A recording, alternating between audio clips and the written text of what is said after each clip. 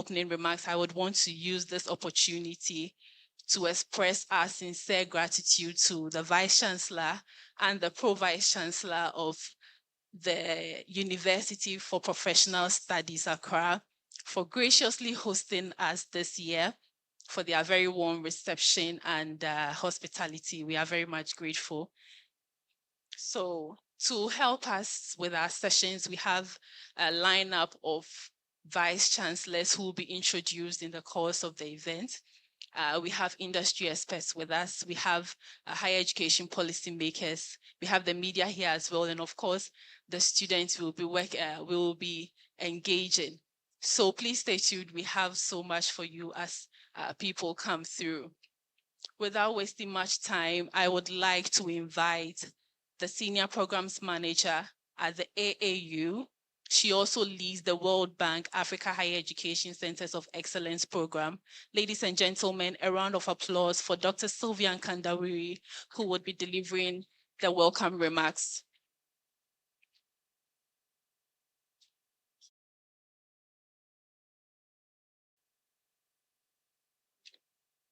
Thank you very much. I'll be delivering the welcome remarks on behalf of Professor Oyewole. Vice Chancellors, distinguished government representatives, development partners, esteemed panelists, colleagues from the academia, students, friends of higher education, good morning.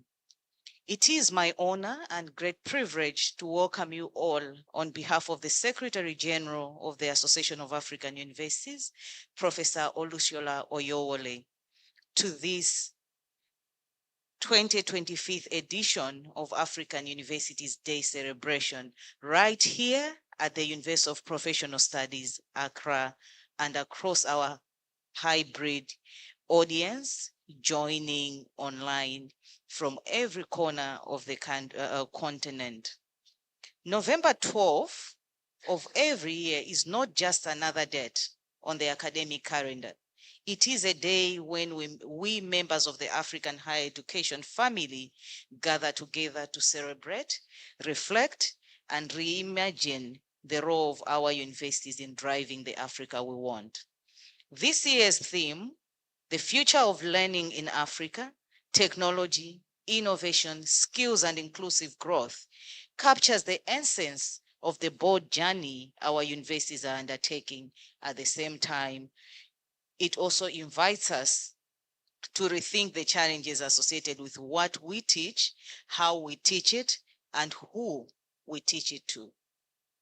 For over 5 decades, the AAU has been at the forefront of building the future, converging over 450 universities across Africa into a single vibrant network of knowledge, innovation, and collaboration.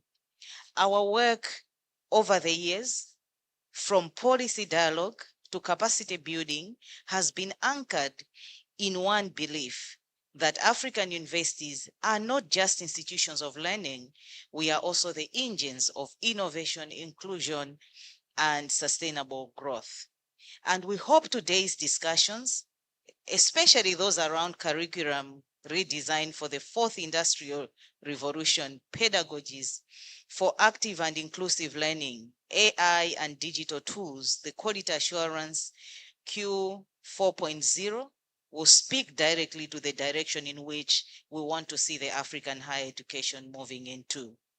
Across the continent, we are witnessing a shift in education. First of all, we are seeing universities are investing in digital transformation, embracing hybrid and open learning models that reach students wherever they are. Secondly, we've seen artificial intelligence and data analytics finding a place in classrooms and research. And we are also seeing entrepreneurship and innovation hubs emerging within campuses, bridging the academia and industry gap. And finally, our universities are also becoming inclusive spaces, empowering women, persons with disabilities, and displaced learners. So AAU's ongoing digitization agenda is well embedded in our strategic plan 2024 to 2030 and is supporting universities to modernize their systems for e-learning platforms to digital quality assurance and online academic mobility for virtual internships. One of the finest expressions of the transformation in higher education, which AAU has championed, is through facilitating the African Centers of Excellence project. This has been a partnership between African governments, World Bank, and AAU as the backbone. This initiative has produced outstanding results, training more than 37,000 postgraduate, including 7,513 PhDs, and driving groundbreaking research in health, climate resilience, energy, digital technology, and food security. AAU has also been inspiring diversity of innovation across the continent with other powerful initiatives which have come through the African Centers of Excellence, including the centers in Nigeria, an ICT-driven knowledge park, and a center in technology-enhanced learning, which are pioneering technology-enhanced science, technology, engineering, and entrepreneurship. And together with all these centers across the continent, we have also seen a true spirit in how AAU is responding to our theme for this year. And beyond the ACEs, AAU continues to also lead other impactful initiatives, such as the Science Granting Council Initiative, which is advancing research and funding policy alignment. This is also a project which is called, there's also another project on strengthening the European Africa digital ecosystem through increased research and innovation cooperation, which is enhancing entrepreneurship and development. In addition to that, we have other projects also in demographics and Africa faculty projects, harmonization of African higher education and quality assurance accreditation initiatives, and all these are respectively promoting gender, quality assurance, academic renewal, and continental standards. So today's session are not just discussions. These are conversations with purpose. And our keynote address by our Secretary General immediately after the remarks will further illuminate this year's reflections. He will also set the tone for rich deliberations and knowledge exchange that will follow and echo across the whole throughout the day.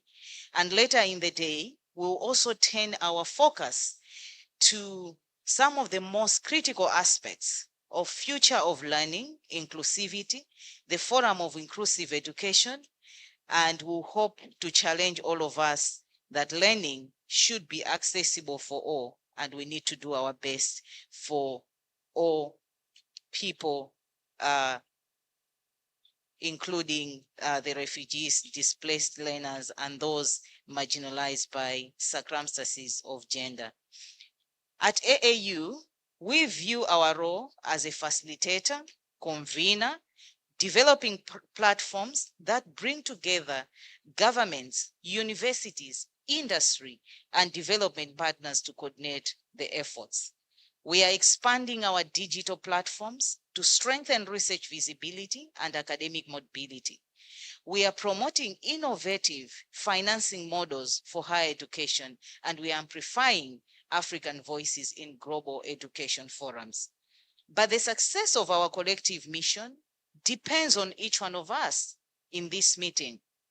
Our commitment to rethink policies, embrace innovation, and sustain partnership that makes education accessible, affordable, and transformative.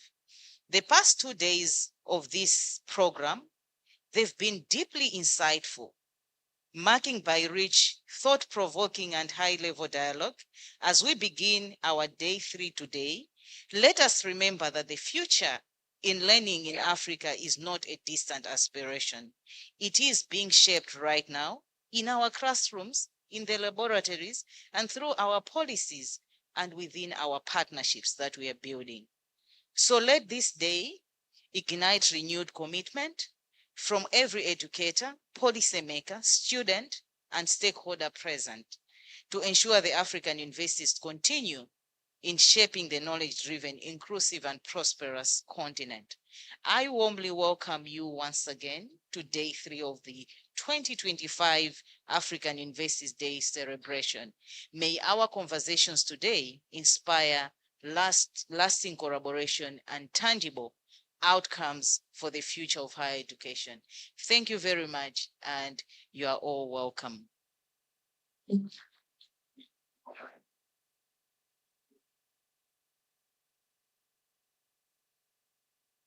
Thank you very much, Dr. Nkandawiri, for the welcome remarks and also for reaffirming the AAU's commitment to ensuring the enhancement of higher education through innovation, technology, and inclusive growth, and also inspiring us to look ahead into the future of learning for Africa. Before we delve into, or we get the keynote address, just a few housekeeping announcements. First is that if you want to have access to the detailed program, please do well to scan the QR code to be displayed on the screen. Yes, please scan to get access to the full, the comprehensive program outline. We also have some posted around, so please feel free to access the program by scanning the QR code you see. And also the washrooms are to our left. You just turn left and you would see the signs there. And we are social. Please engage with us on our social media platforms. You can like our posts. We are available on Facebook, YouTube. We are streaming live on YouTube, and then on LinkedIn at Association of African Universities. And then on X, formerly known as Twitter, we are AAU_67. So please engage with us. And if you're posting on your various platforms, feel free to use the hashtags. We have indicated the hashtag African Universities, hashtag AU Day, hashtag AAU, and we will also engage with your post. Without wasting much time, we would like to take the keynote address to be delivered virtually by the Secretary General of the Association of African Universities, Professor Olusola Bandele Oyewole.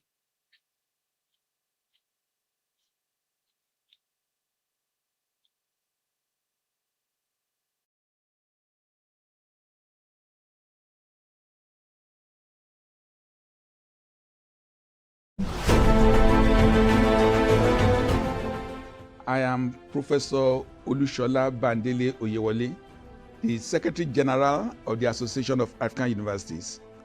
I am making this speech at the launch of the 2025 African Universities Week with the theme, The Future of Learning in Africa, Technology, Innovation, Skills, and Inclusive Growth.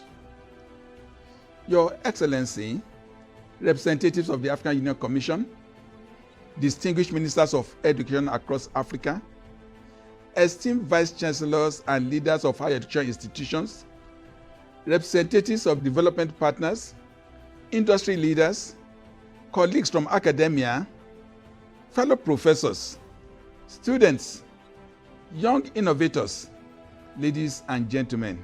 It's really a great honor and privilege to welcome you all to the 2025 celebration of African Universities Week, a moment of reflection, celebration, and renewal for higher education in Africa. Each year on November 12th, we commemorate African Universities Day and Week, a period that celebrates the vision, resilience, and achievement of African higher education institutions as catalysts for the continent's transformation. This year's celebration holds special significance as it marks the 50th anniversary of the Association of African Universities, AAU, the collective voice of over 450 universities across 48 countries in Africa.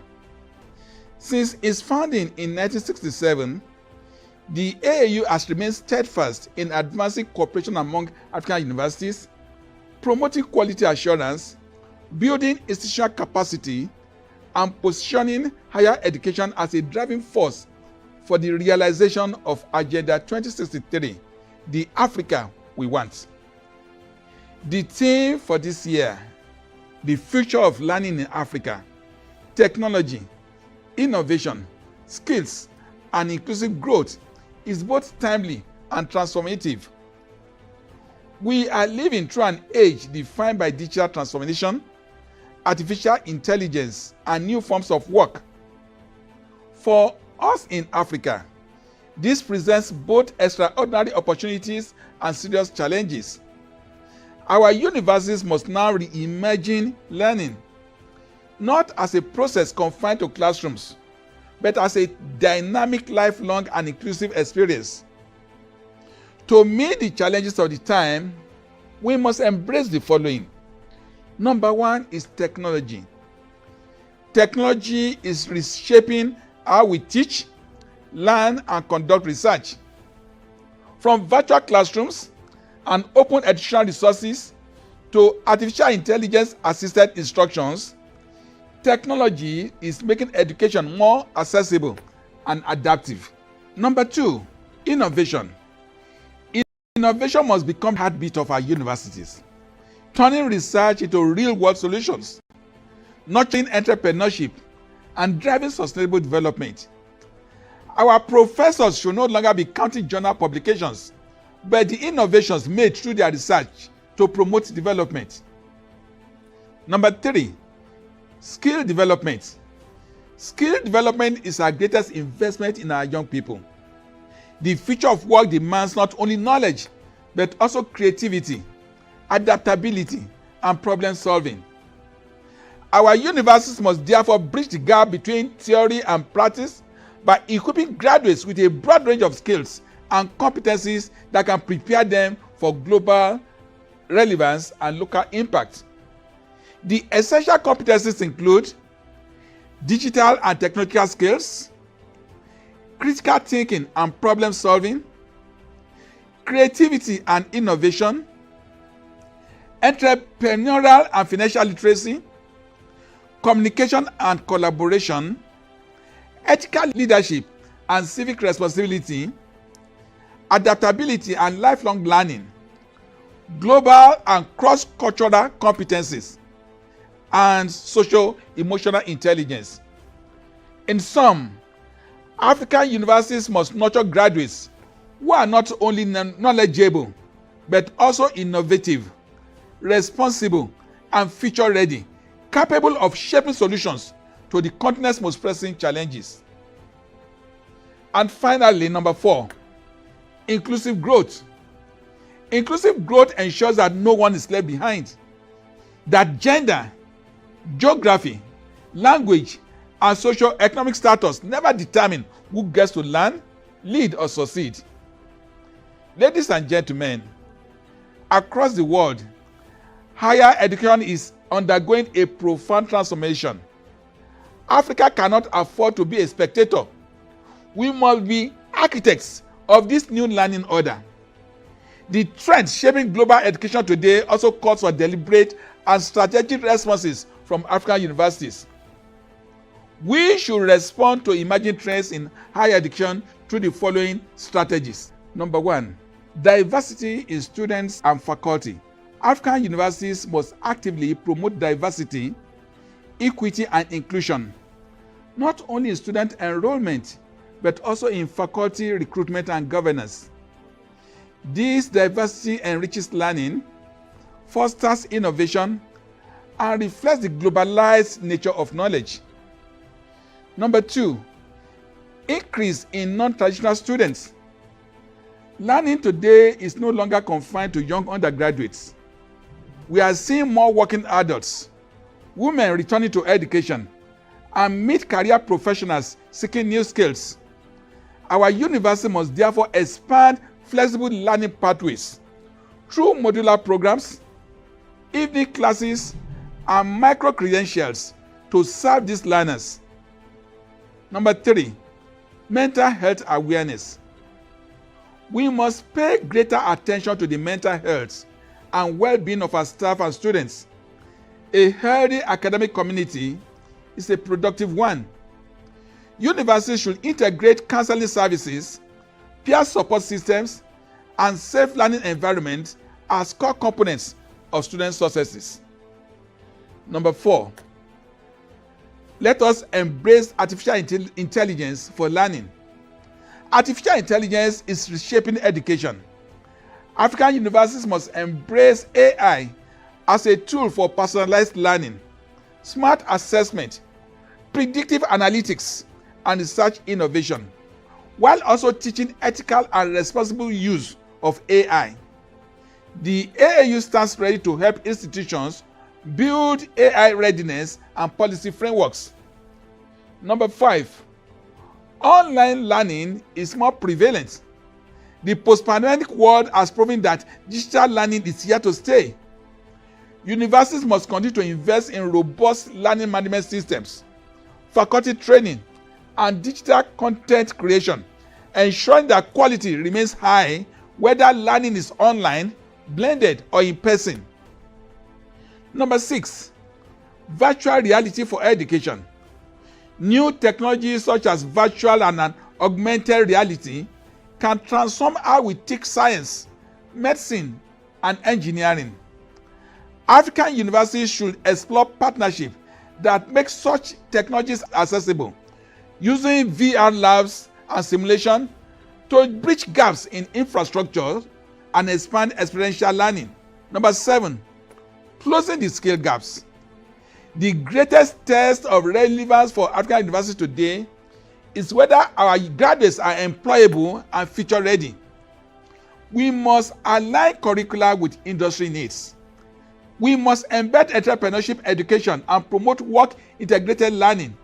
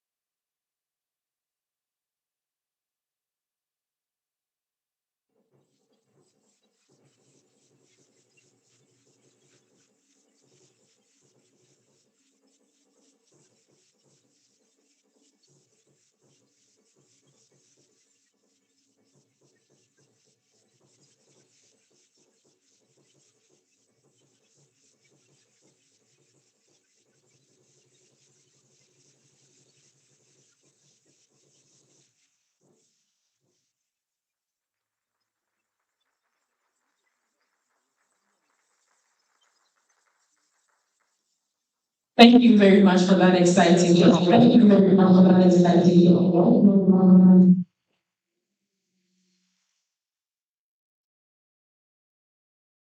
Yes, thank you for that exciting talk.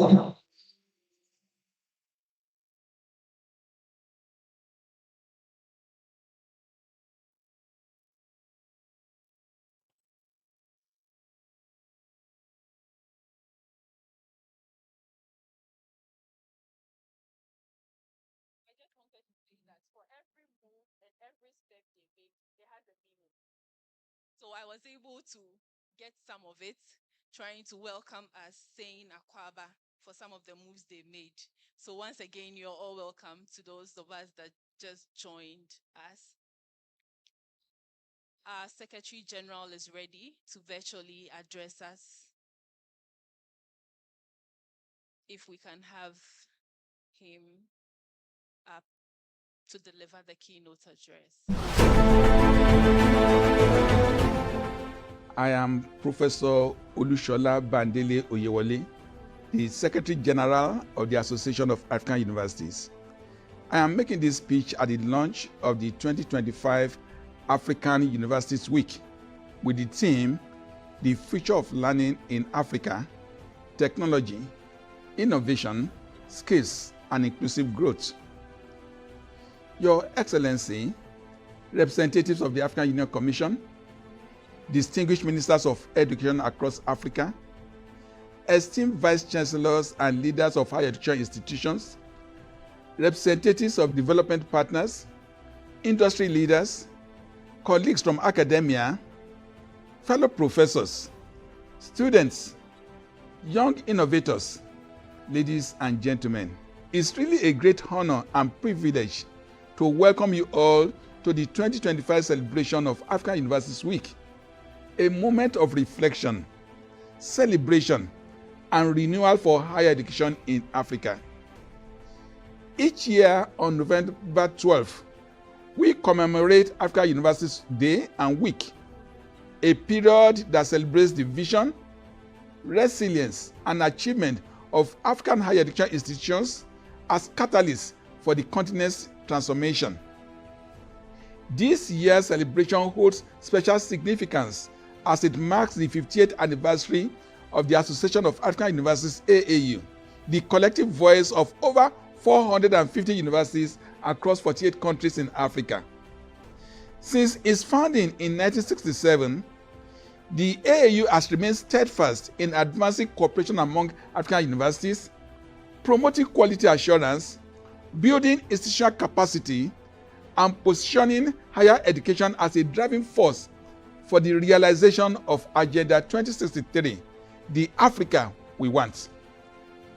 The theme for this year, the future of learning in Africa, technology, innovation, skills, and inclusive growth, is both timely and transformative. We are living through an age defined by digital transformation, artificial intelligence, and new forms of work. For us in Africa, this presents both extraordinary opportunities and serious challenges. Our universities must now reimagine learning, not as a process confined to classrooms, but as a dynamic, lifelong, and inclusive experience. To meet the challenges of the time, we must embrace the following. Number one is technology. Technology is reshaping how we teach, learn, and conduct research.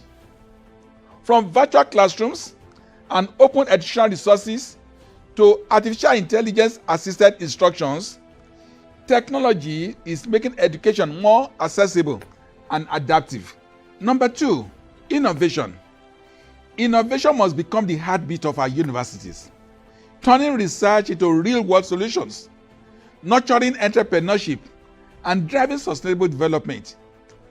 Our professors should no longer be counting journal publications, but the innovations made through their research to promote development.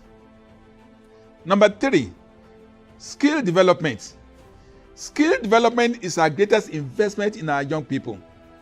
The future of work demands not only knowledge, but also creativity, adaptability, and problem solving. Our universities must therefore bridge the gap between theory and practice by equipping graduates with a broad range of skills and competencies that can prepare them for global relevance and local impact. The essential competencies include digital and technological skills, critical thinking and problem solving, creativity and innovation, entrepreneurial and financial literacy, communication and collaboration, ethical leadership and civic responsibility, adaptability and lifelong learning, global and cross-cultural competencies, and socio-emotional intelligence. In sum, African universities must nurture graduates who are not only knowledgeable, but also innovative, responsible, and future-ready, capable of shaping solutions to the continent's most pressing challenges. And finally, number four, inclusive growth. Inclusive growth ensures that no one is left behind, that gender, geography, language, and socio-economic status never determine who gets to learn, lead, or succeed.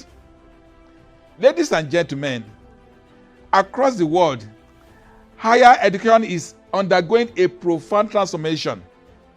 Africa cannot afford to be a spectator. We must be architects of this new learning order. The trends shaping global education today also calls for deliberate and strategic responses from African universities.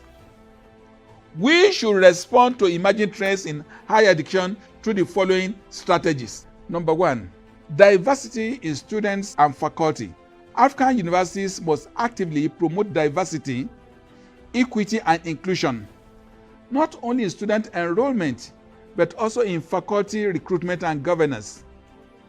This diversity enriches learning, fosters innovation, and reflects the globalized nature of knowledge. Number 2, increase in non-traditional students. Learning today is no longer confined to young undergraduates. We are seeing more working adults, women returning to education, and mid-career professionals seeking new skills. Our university must therefore expand flexible learning pathways through modular programs, evening classes, and micro-credentials to serve these learners. Number 3, mental health awareness. We must pay greater attention to the mental health and well-being of our staff and students. A healthy academic community is a productive one. Universities should integrate counseling services, peer support systems, and safe learning environments as core components of student successes. Number 4, let us embrace artificial intelligence for learning. Artificial intelligence is reshaping education. African universities must embrace AI as a tool for personalized learning, smart assessment, predictive analytics, and research innovation, while also teaching ethical and responsible use of AI. The AAU stands ready to help institutions build AI readiness and policy frameworks. Number 5, online learning is more prevalent. The post-pandemic world has proven that digital learning is here to stay. Universities must continue to invest in robust learning management systems, faculty training, and digital content creation, ensuring that quality remains high whether learning is online, blended, or in person. Number 6, virtual reality for education. New technologies such as virtual and augmented reality can transform how we teach science, medicine, and engineering. African universities should explore partnerships that make such technologies accessible, using VR labs and simulation to bridge gaps in infrastructure and expand experiential learning. Number 7, closing the skill gaps. The greatest test of relevance for African universities today is whether our graduates are employable and future ready. We must align curricula with industry needs. We must embed entrepreneurship education and promote work-integrated learning to ensure that our graduates become job creators, not job seekers. Number 8 is the rise of the massive online learning courses, MOOCs. MOOCs and open education platforms have democratized access to knowledge. Our universities should create and curate African-based MOOCs, showcasing indigenous research, culture, and innovations to the world. This will not only enhance visibility, but also promote continental academic collaboration. Number 9, enrollment of international students. African universities must strengthen their capacity to attract and retain international students, including from within the continent. This calls for improved quality assurance, regional credit transfer systems, and cross-border recognition of qualification, all areas where the AU is already taking leadership. Number 10, the growing need for alternative funding options. In an era of shrinking government budgets, universities must innovate in resource mobilization. We must diversify income streams through consultancies, research commercialization, alumni endowments, and partnership with industry and philanthropies. 11, a changing pathway for fundraising campaigns. fundraising must evolve beyond traditional appeals. Today's successful campaigns are digital, data-driven, and storytelling-based, connecting emotionally with donors and the alumni around shared visions of impact. Universities must invest in professional advancement offices that drive such engagement. Ladies and gentlemen, as Africa's population grows younger and more connected, our universities carry a historical responsibility to equip this generation of young people with the skills, values, and vision to build prosperous societies. Universities are not just centers of learning, they are incubators of innovation, custodians of knowledge, and engines of social progress. They hold the power to transform agriculture through research, power economies through innovation, and strengthen governance through knowledge, and build peace through inclusion and education. At the AAU, we see the future of learning as one that is African-led, globally competitive, and socially responsive. We must champion reforms that align our curricula with the demands of the fourth industrial revolution and the aspirations of the Continental Education Strategy for Africa, CESA 2026 to 2025, and African Agenda 2063. This week's celebration is not just an event, it's a continental call to action. Across Africa, universities will be hosting dialogues, exhibitions, innovation fairs, debates, and youth challenges. We invite every institution, every stakeholder, and every student to join in shaping the narrative of Africa's educational renaissance. Let us harness technology to democratize education. Let us invest in innovation ecosystems that nurture Africa's solution to Africa's challenges. Let us partner with the industry to align education with employability. Let us promote equity and inclusion, ensuring that every African child, whether in cities or in rural communities, has the opportunity to learn, to create, and to thrive. The transformation we envision cannot happen in isolation. It demands collaboration among governments, universities, industry, and development partners. Together, we can strengthen policy frameworks, expand digital infrastructures, and ensure sustainable financing for education and research. Through such partnership, we can turn Africa's demographic advantage into an innovation dividend that drives inclusive growth and shared prosperity. To the young people of Africa, this celebration is about you, your ideas, your creativity, and your courage to shape the future. You are not just the leaders of tomorrow. You are the innovators and change makers of today.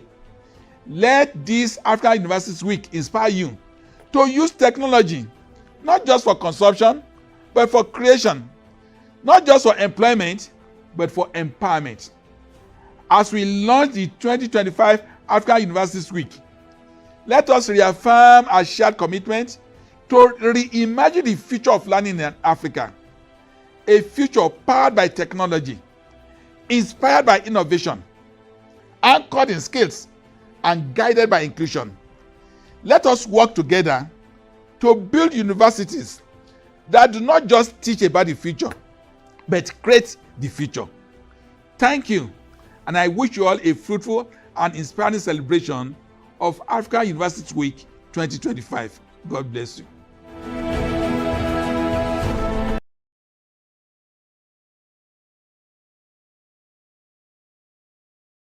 Thank you very much, Prof. Oyewole, for such insights. Indeed, for African universities to be globally competitive and also play a role effectively in enhancing or achieving the Africa that we want, we need to be innovative.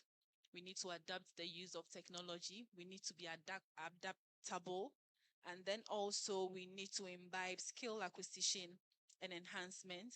and finally ensuring equity, diversity, and inclusivity. Thank you so much, Prof, for such inspiring words. So we would move on to the panel discussion, our high-level panel discussion for our diverse academic, industry, and continental leaders, sharing perspectives on curriculum redesign for the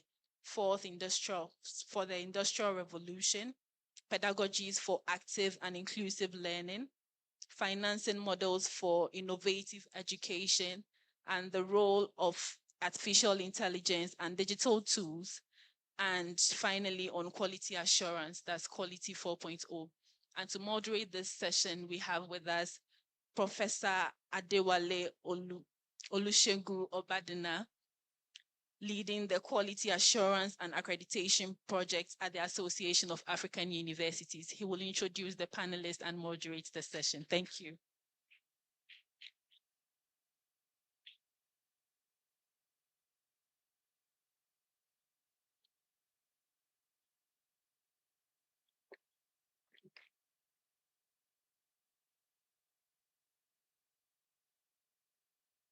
Good morning, all.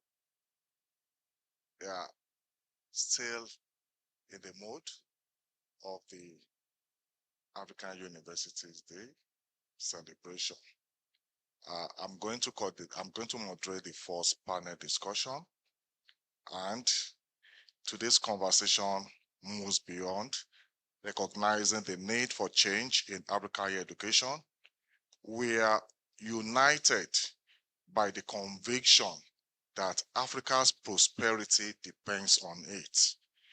Our theme for this year's celebration, skills, innovation, and inclusive growth, is not just aspirational.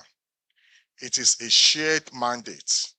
The question is no longer why, but how do we redesign curricula, pedagogy, and institutional models to nurture the innovators and critical thinkers Africa needs? How do we shift from awarding degrees to becoming engines of inclusive growth and development? So in today's discussion, we seek answers to these key urgent questions, which are: one, what systems, policies, and partnerships will make this future of learning real across African universities? Two, what practical strategies and bold commitment can we make today to drive this transformation? And in doing justice to this, we have panelists that will help us in unveiling how to move forward. Also, looking at what the SGAAU have also discussed in his keynote address. This panel are: number one, Professor Akakovi Amevi, the Vice Chancellor, Accra Technical University. Kindly have your seat, sir. Please clap for him.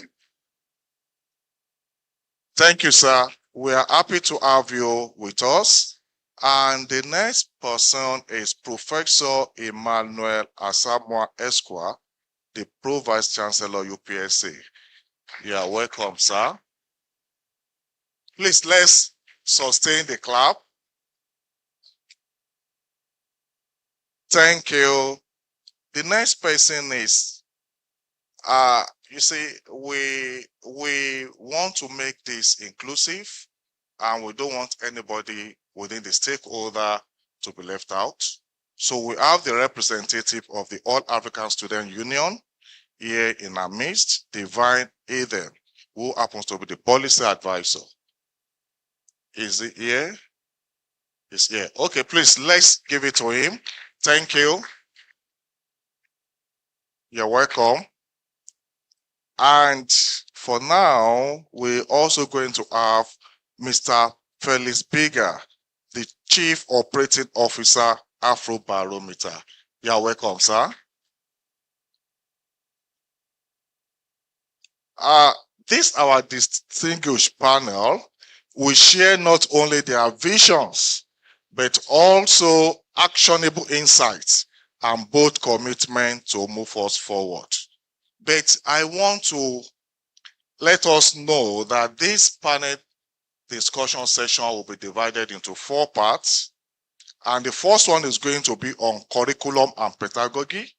And the objective of this session is to explore practical approaches to curriculum reform that foster relevant, future-ready skills, promote culturally responsible education, and elevate African epistemologies in academic space. The second section will be on systems and partnerships. And this section deals with how to highlight the importance of collaboration and identify key stakeholders for systemic change and encourage cross-sectoral dialogue and co-creation of sustainable education models. The third section will look into equity and inclusion. And here we're going to look at how to confront equity challenges, advance inclusive higher education policies and practices, and uncover solutions to the geographic and socio-economic disparities that hinder access and opportunity. Lastly, we'll be looking at leadership and commitment. Leadership and commitment, and here we want to look at a culture of accountability and inspire bold, actionable commitment while exploring leadership development strategies that empower transformative change across Africa higher education. So on this note, permit me to join them on this part of the stage.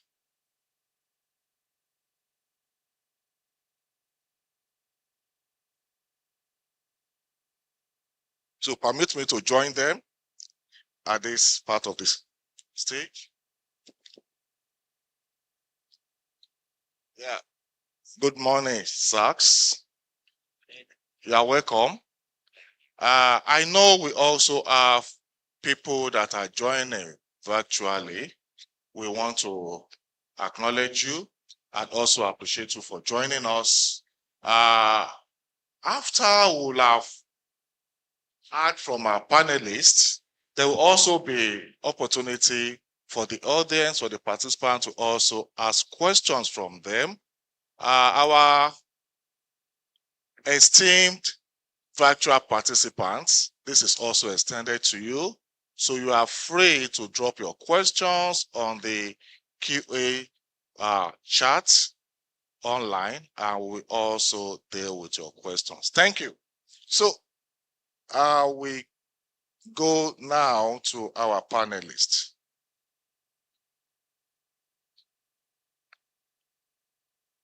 As a way of general question, which I'm going to ask all of you to speak to, what key features or innovations will characterize and transform African University 10 years from now? Get it? We are where we are now. We all know we are all stakeholders within the system. So in the next 10 years, what key features or innovation do you think can characterize a transformed African university? Okay, so I will start from you. Yeah. Thank you very much. I'm happy to be here, and thank you to the Association of African Universities for the invite. Today's conversation couldn't be more timely because we are meeting at a moment when higher education in Africa stands at a crossroads between what our institutions have historically been and what we believe they must become in the future. To answer your question specifically, we at the All Africa Student Union believe that the first and foremost thing that will propel our universities to becoming what they must become is that we must embrace technology as a catalyst and not as a substitute. And so that is the first and foremost. In 2020, we encountered the COVID-19 pandemic, and it was a painful reminder that technology can widen inequality just as easily as it can close it. At the height of the closure of campuses, millions of African students could not participate in learning, and that is because they did not have the digital skills nor the tools to be able to do so. And so we believe that African universities must all have affordable campus digital infrastructure, both on campus and off campus. And so on campus, campuses must be fitted with the digital infrastructure that would make teaching and learning comfortable in the 21st century. At the same time, when students are out of campus, they must still be able to participate in learning. They must have the digital skills and the tools available to them there as well. Then there's also the question of open education resources. The concept of open universities are being pioneered and implemented across the continent, but we believe that it must be taken a notch further. Our universities must continue to embrace distance open online learning, and they must continue to improve upon their digital repositories of knowledge, and this must be accessible to students, of the universities and across the continent. Thank you. Sorry that I'm cutting you. I know you have a lot to do. Okay, don't worry. You will still have time later to talk on that. I want to move. Okay, good. The mic is with you, sir. Yeah, thank you very much. My name is Professor Mevi Akapovi. I'm from Accra Technical University, and I'm happy to be here at this time. Let me salute, first of all, professors and faculties from our university who are here to support perhaps me and the programs. Thank you for coming. Please clap for them because university is on vacation. But then we throw an open invitation and they've made it. So thank you for being here. And speaking from a technical university perspective, when I begin to picture what the university should be in the next 10 years, just two things I would like to emphasize on come to mind. First, there is something happening whether we like it or not. That's the digital transformation. It's not waiting for us to be ready. Whether you want, you don't want, it keeps changing. And it's very dynamic. Today, it comes with this facet, tomorrow with another one. It's unavoidable. In the next 10 years, we'll have a university where technology will be at the apex. And we need to be ready to accommodate this level of technology infusion. And that comes in many ways. Today, people attend lectures, in classroom, but we need to begin to accept, learning management systems. As he rightly mentioned, we were touched by COVID. A few institutions implemented it, but now that we have returned to normalcy, many have abandoned it again. Meanwhile, somewhere, some other part of the world is still growing. These are technology that we need to be ready to accept. AI tutor, even AI in project works is a topical issue. Whether students should be allowed to use AI to write their project or not. Yes, the ethical aspect of AI is still under study, and it will also be a refined technology as we get there. We'll be able to know exactly which part the student is supposed to use in his project and which part he cannot use this AI. But definitely, we have to be a technology-ready university in the next 10 years. The second thing that I'd like to emphasize is the approach, the curriculum that we use and the approach we use to teach. I think history has revealed that somehow we have failed with our traditional ways of trying to impart knowledge in class by just reading and then showing lecture notes. Teach people how to do things is somehow different from telling people how to do it. Example, we have modern electronic cars these days. And then you teach a student that if somebody bring an electronic car, which you cannot maintain manually, get a diagnosing machine, connect it here, do this, do that. Then you take him to exam question. How do you maintain a car when it's spoiled? And he tell you, you have to put the diagnosing machine here and do this. And all this, he has never seen in his life a diagnosing machine.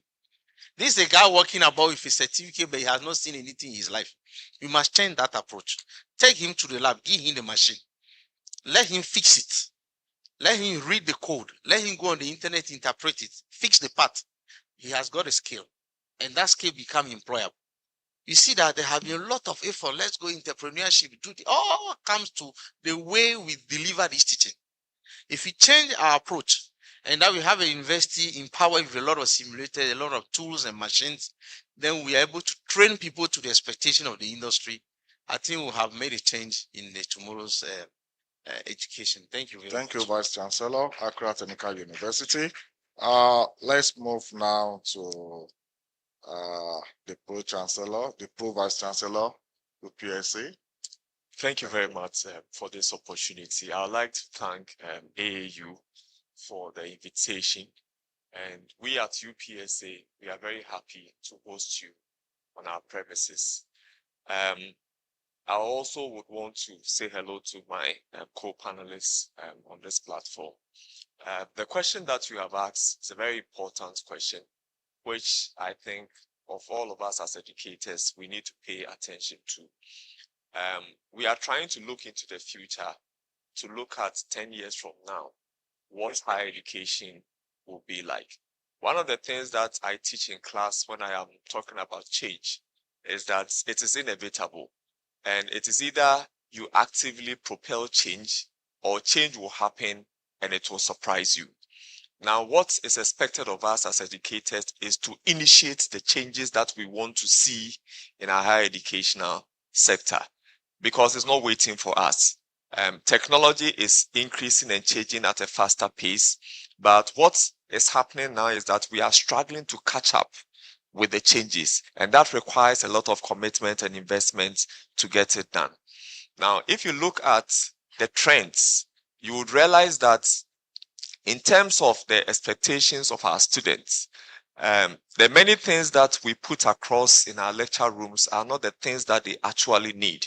And unfortunately, we, the policymakers and implementers, for want of a better word, have become very timid and afraid to embrace technology fully and deploy it in ways that will enhance teaching and learning.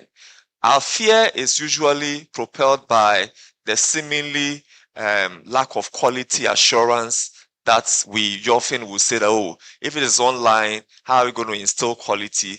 But I think that should not be the issue.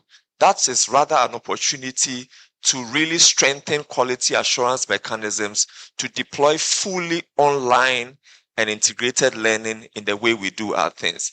When you talk to the students of today, and for the lecturers who are here, you will agree with me that it's becoming difficult to get students to come to lecture rooms. And the reason is that there is a generation divide where the current generation are interested in having education on the go. They are on their phones most of the time. Why don't we meet them at the places where they want to learn instead of forcing them to come to the lecture room? It is more of we not being able to put in place the necessary quality assurance mechanisms to meet them online on their phones so that they can learn wherever they are. So we are still interested in bringing everybody to the classroom. We are still interested in the brick and mortar approach. And if we don't change that, we are going to have a problem to deal with. Now, thank you very much. Why not meeting them at the place that they want to? Yes. Thank you for that. I'm going to move to Mr. Felix Bigger, the CEO of Afrobarometer, and let's hear you.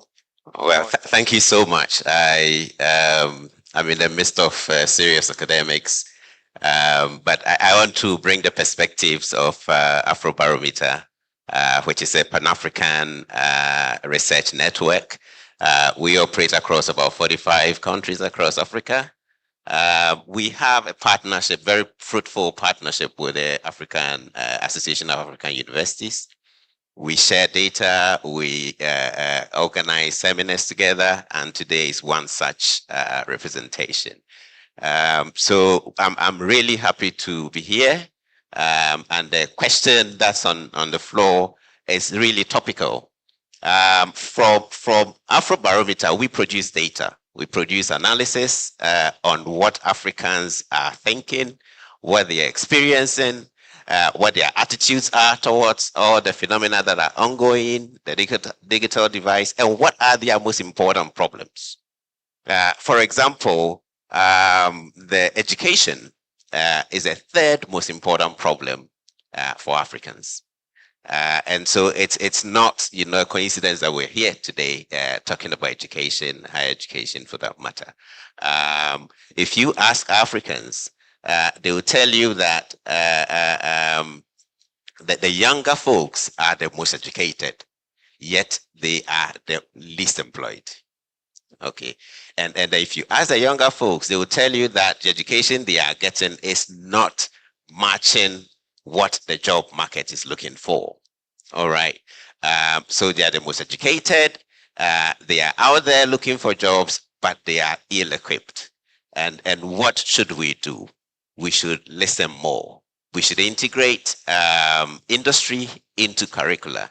The universities have to be more open and integrate industry so that cutting edge. On that point, thank you. I'm going to stop you because you've make us to know that there's need to look into the curriculum. There's need for the designing of the curriculum. So on that point, we are going to specific questions. And many of what they have mentioned in what they are expecting the African universities to be in the next 10 years will be dealt with, and they have enough time to answer those questions. The first question, which is going to be under the curriculum pedagogy, we go to Professor Akapovi, and you have 4 minutes, sir, to answer this. Now, how can African universities redesign curricula to meet the demands of the fourth industrial revolution while preserving local relevance and cultural context? I will come again, sir. How can African universities redesign curricula to meet the demands of the fourth industrial revolution while preserving local relevance and cultural context? You have 5 minutes. Thank you. Thank you very much. I think that's a very important and very interesting question. Africa is rich in cultural heritage and we need to preserve them. At the same time, we are in a time where we are facing the disruptive forces of the fourth industrial revolution, which comes with many technology, the AI, the Internet of Things, blockchain, cyber, a lot of things. You just, as I mentioned earlier, you just can't do anything about that. We are at the cross section where we have to preserve our cultural heritage and also meet the demand of these technologies. The issue is not to select one over the other, but to merge them to some extent, and then also to contextualize them so that they serve our purpose better. And so I think this will call for many approaches. I'll touch on 3 fundamental ones. Number 1, a change in curriculum development. It's about time we should all move away from the traditional ways of teaching and move to competency-based, training. Competency-based training is a framework that promises a better way of training students. It is student-centered. So it's the student that provoke the learning, the facilitator provoke the learning through a set of activities. It is in that regard that we encourage mode of learning like project-based learning. We train people through examples and case studies.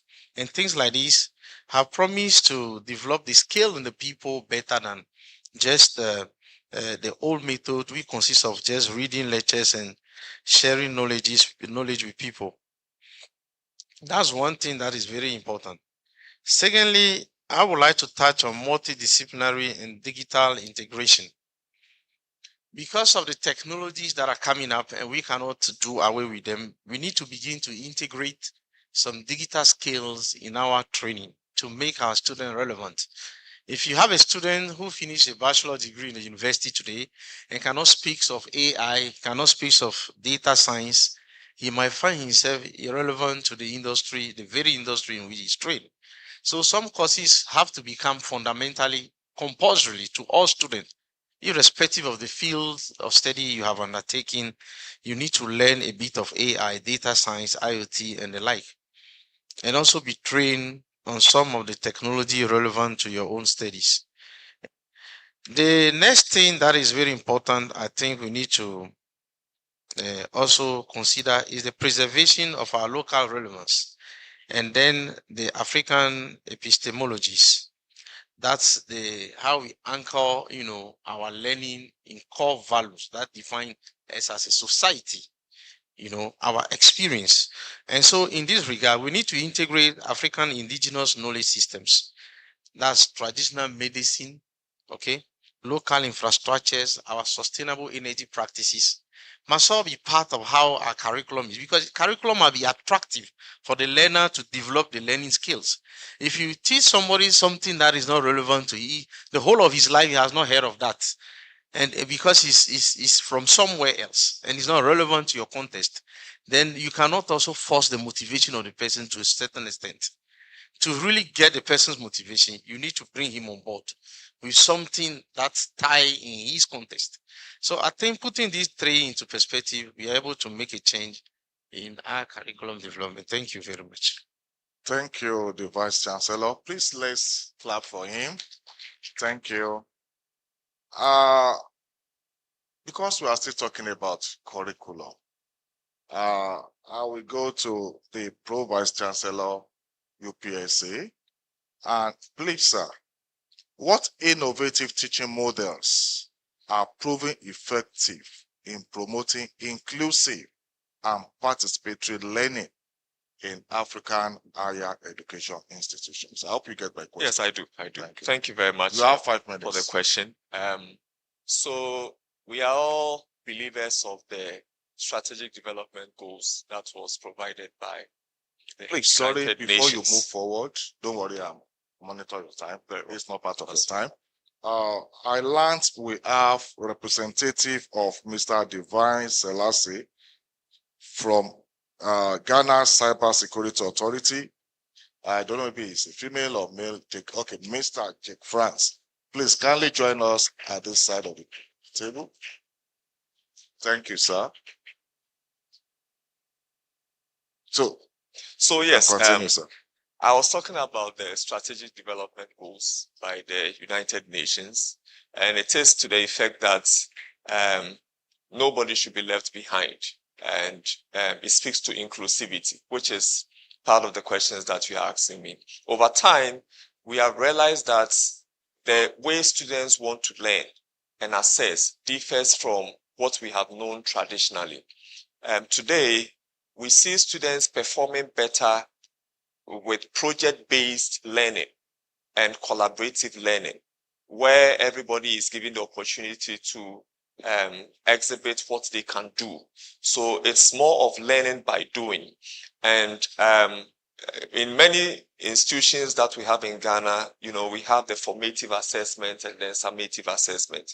And you realize that for the formative assessment, it comes in different forms, presentations, etc., etc. But the challenge has always been the summative, where, at the end of the semester, we expect, and this is also a challenge to our regulators, we expect that every student, irrespective of the course, should come and sit in an examination room for 2 hours and write an exam before we will be assured that there is quality.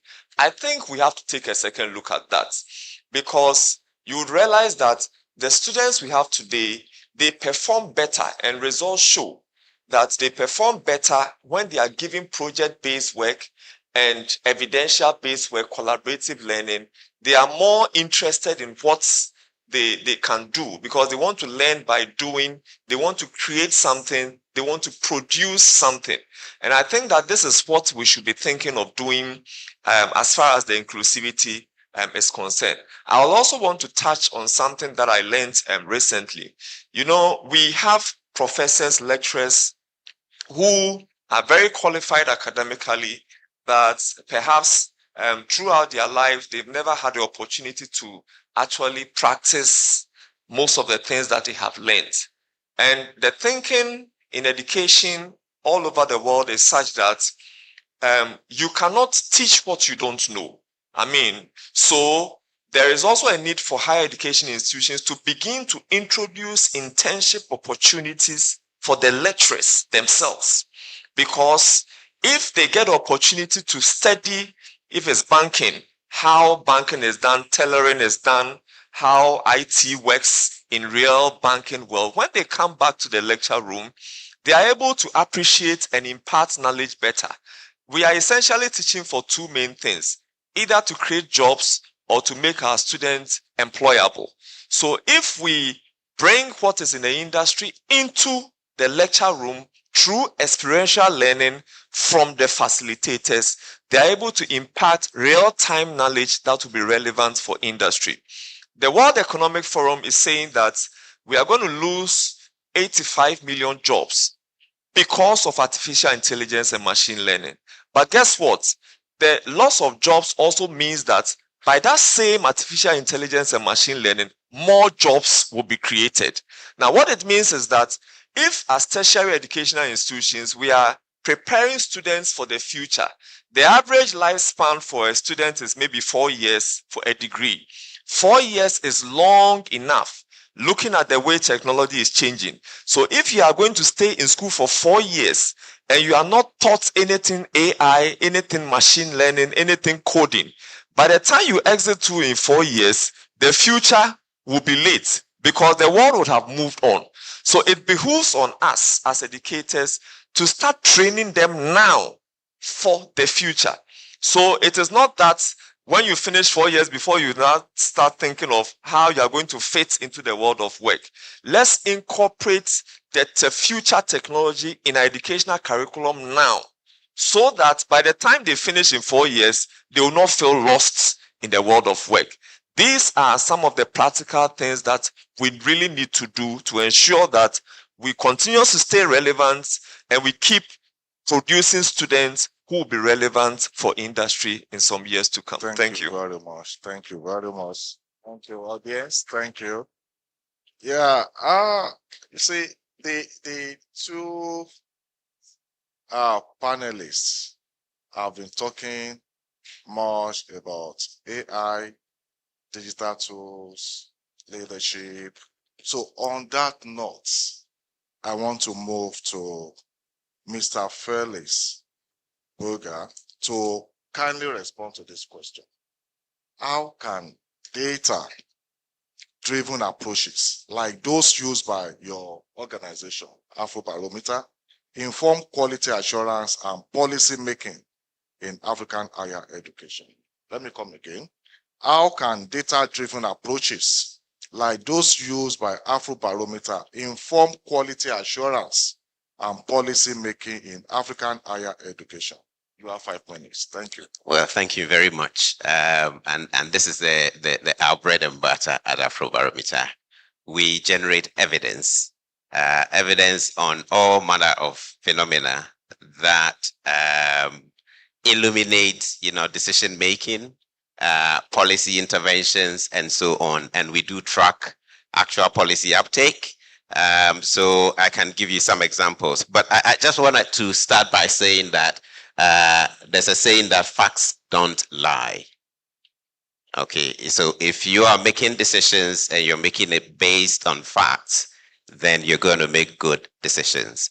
And Afrobarometer has been gathering evidence over the past 25 years. So we have trend analysis, we have insights for either foresight, where you're forecasting going forward, or trying to understand what has happened in the past.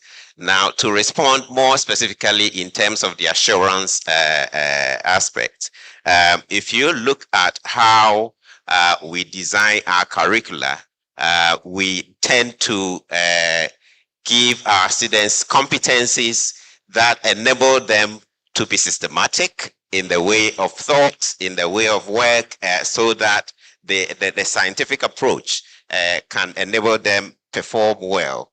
And so we feel from the Afrobarometer perspective that at the level of the curricula, relevant African examples must be brought to bear. This brings students the context in which they live and makes the learning more relevant. Afrobarometer gathers evidence on migration, for example, and we ask people, why do you want to migrate? And they tell you, we're going out there for economic opportunities. Why are you going? Because, and most of these people are the young ones. Yeah, so they go out there and they go and do any work because the skills that they have, the competencies they have, do not match the jobs that they go out there to do. And so there's a certain disconnect at that level.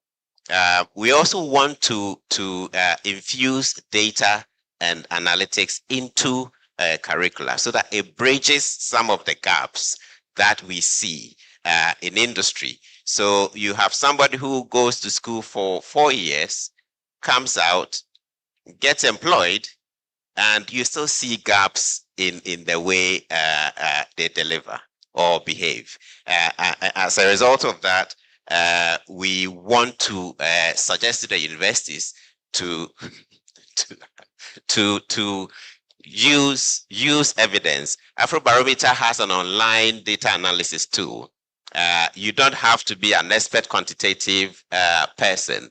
You can go there and track trends and use that for your work. I want to cite an example using myself. So I finished the university some 25 years ago, and I did my research.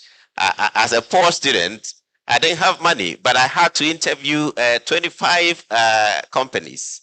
When I came out and I realized that Afrobarometer had data on the stuff that I had spent so much money and time, it became obvious to me that I was not directed properly, and that if I had knowledge of the existence of such data, I could have done much better. So in a nutshell, there's industry, there's evidence, there's a lot that is out there that the university community and the higher learning community can tap into. Thank you very much for stressing the issue of partnership between the industry and the university. Mr. Jake France, how can AI and cybersecurity frameworks be integrated into African education systems so as to enhance learning and safeguard digital transformation? I will come again. How can AI and cybersecurity frameworks be integrated into African education systems to enhance learning and safeguard digital transformation? You have 5 minutes. Thank you, sir. I don't think that 5 minutes is enough, but we'll give it a shot. So first of all, I'm here on behalf of my DG, Divine Abeti, who couldn't be here. My name is Jake France, and I'm the head of technology standards at the CSA. Before I answer the question, I'll get to your question. First of all, we need to understand that AI is evolving. It's changing every day. You wake up every morning and there's something new. To this date, there isn't one strict framework across the world. The US is just putting theirs up. There's an organization called CSA that I'm part of. Europe, Council of Europe, is just wrapping theirs up, and I'm also on that committee. Africa just started this, and we're always late, but I think we need to force them to get ahead of the curve, because if we don't catch up with them or hold on to their tailgates, we will be left far behind. You're talking about probably 40, 50 years behind. So one of the things AI is doing with cybersecurity is that they're all going to be intertwined.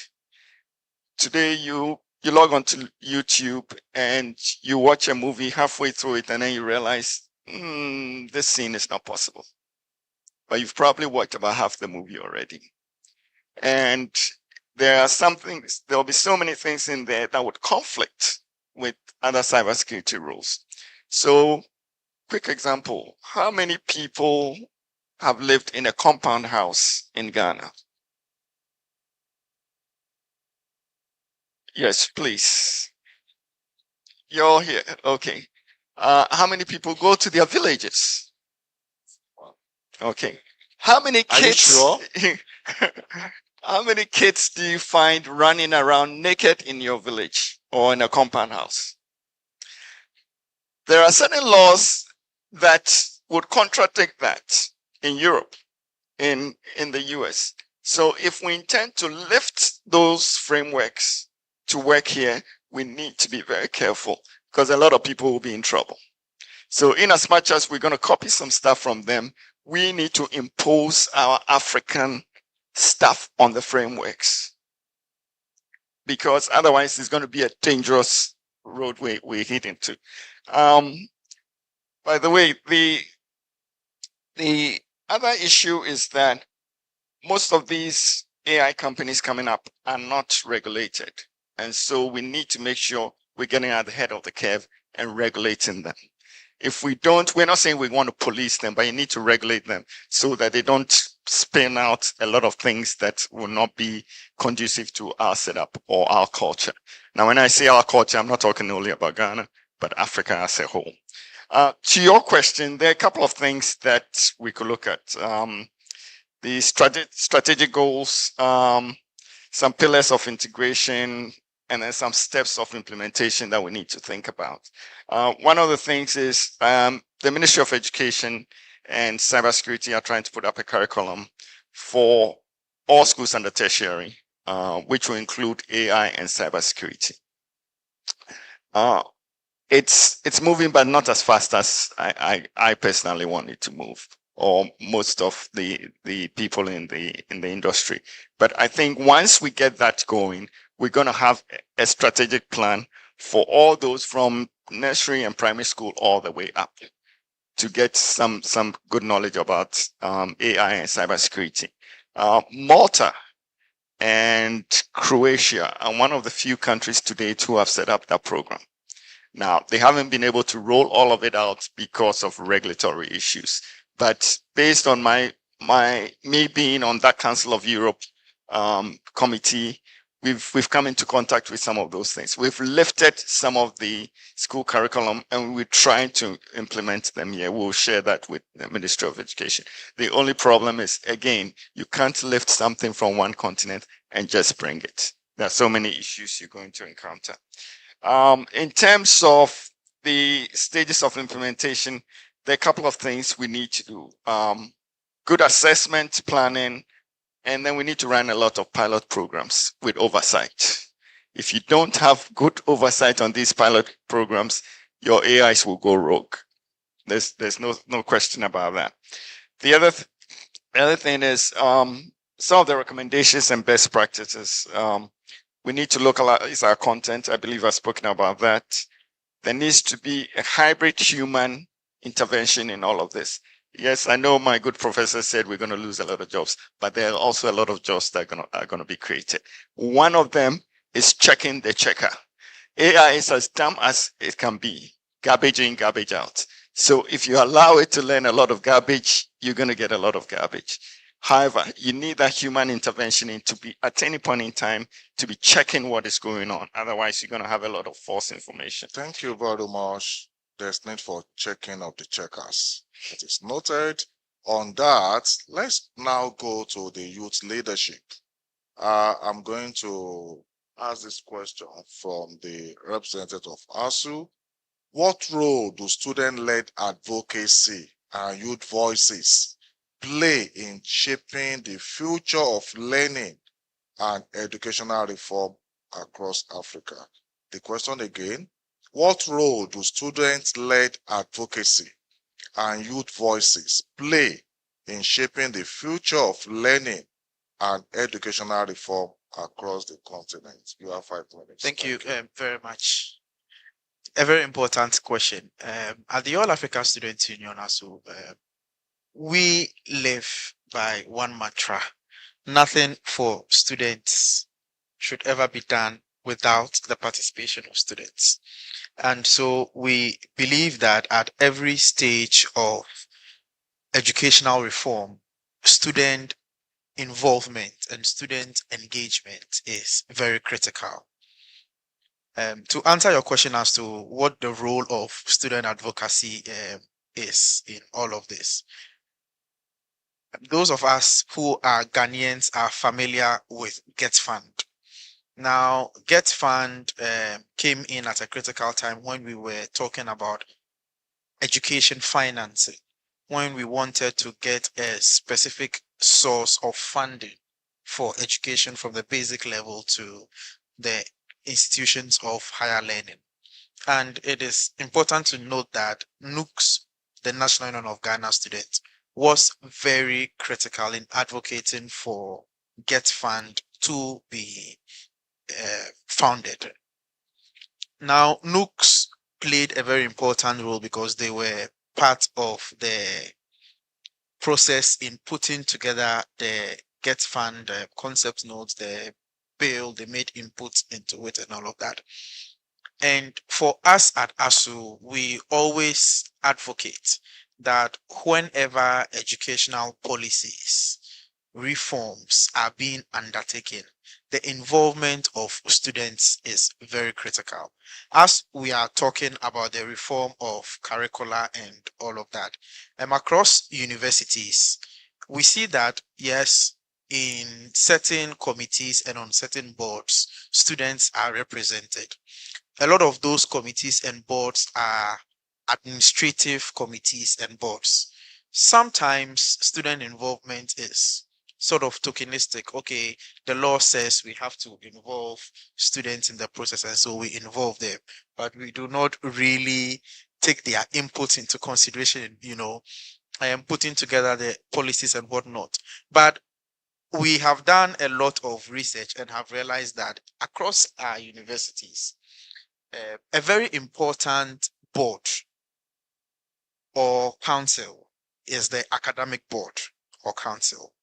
And the academic board is where the very important decisions on pedagogy, on curriculum, and general academic stuff are discussed and decided on. It would interest you to know that a lot of universities do not have student representatives on their academic boards. Think about it this way: the main university council has a student representative, right, which is the overall decision-making body of the universities. But the specialized academic board, which decides on such matters, does not have a student representative. And I think that it is high time that that changes, that universities begin to also seek the inputs of students as to what their expectations are, what skills they think are important in getting them prepared for the fourth industrial revolution, in getting them prepared for the future.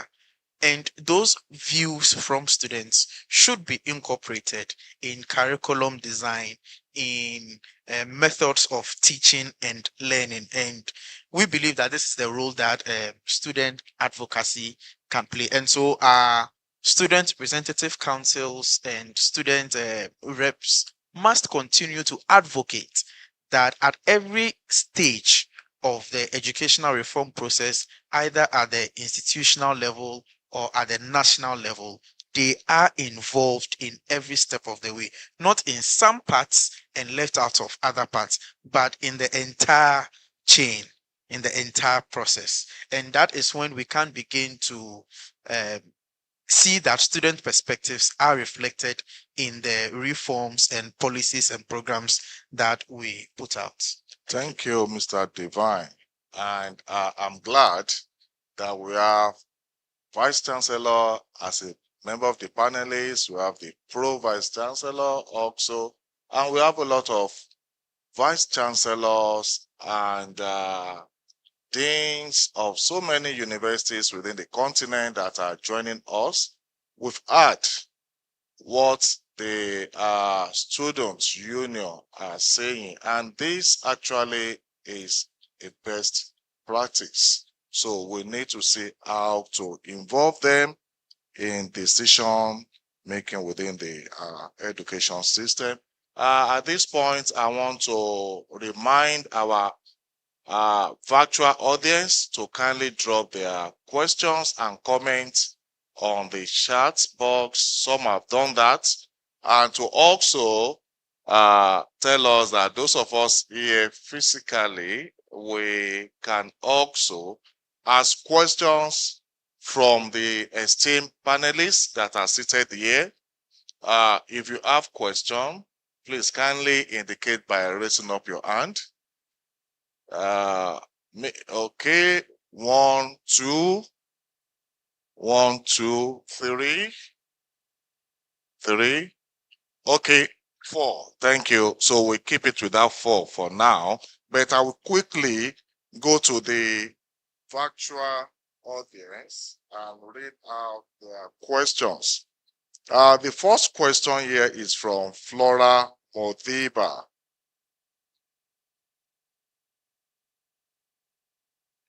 Flora is from South Africa, and her question is this: how do we meet students in their preferred devices when access to digital resources is a challenge?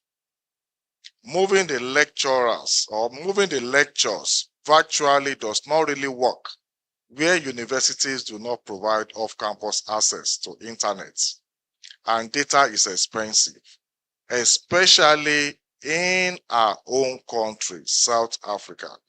I think I'm going to ask the Vice Chancellor to respond to this. I remember you talk about meeting the students at where they wanted to learn. So, thank you. Well, so it's a mixed bag of a number of things. So I don't know whether the question is about internet access off campus.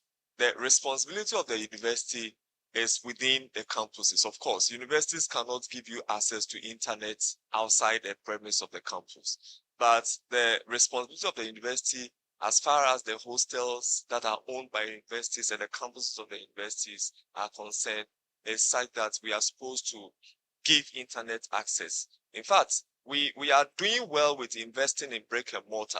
But looking at how technology is permeating through the things that we do, it is high time we also invest more in digital tools and digital infrastructure, which the internet is one of them. And I'm just talking about connectivity. I'm also talking about speed, because most of the platforms that we use is not just a matter of connecting. It's also a matter of making it efficient and effective. And that can come with the speed with which the students have access to it. Of course, off-campus activities with the LMSs that we have is also an issue of updates. So more often than not, we have complaints from students about the fact that the lecture notes online are not updated, and the course outlines best, academic year that is about 2 or 3 years ago. These are some of the things that we as leaders of universities will have to work on. Beyond that is also the responsibility of the state, the government. These are matters that we cannot, sweep under the carpet. The government will also have to walk the talk. Access to internet technology can better be helped with the state's involvement. Of course, the state has done well. During COVID, I remember the state made some interventions in Ghana to give access to universities, internet, and all that. But there is still more to be done. And we'll just have to rely on governments of African states to really put more investment into technology and internet access. Thank you very much. We have a lot of comments confirming the need for the use of AI, okay, and not shying away from AI in the higher education institution. But there's another question from Philip Omorege. the question is, how can universities break away from old traditional ways and embraces the modern aspect, thereby incorporating the new way in curriculum restructure? So I will allow the VC to respond to that. Thank you very much. Thank you very much for the questions. And let me make some contribution to the previous question as well. I think that, as my colleague rightly said, the responsibility for education does not rely with only one person, that's the university only. But when it comes to a successful educational model, a lot of parties have to play together to an effective delivery. And this includes the university environment and its lecturers on one side. On the other side, the state, the government, and what it can do to help and support, and also the community that are the products of this education.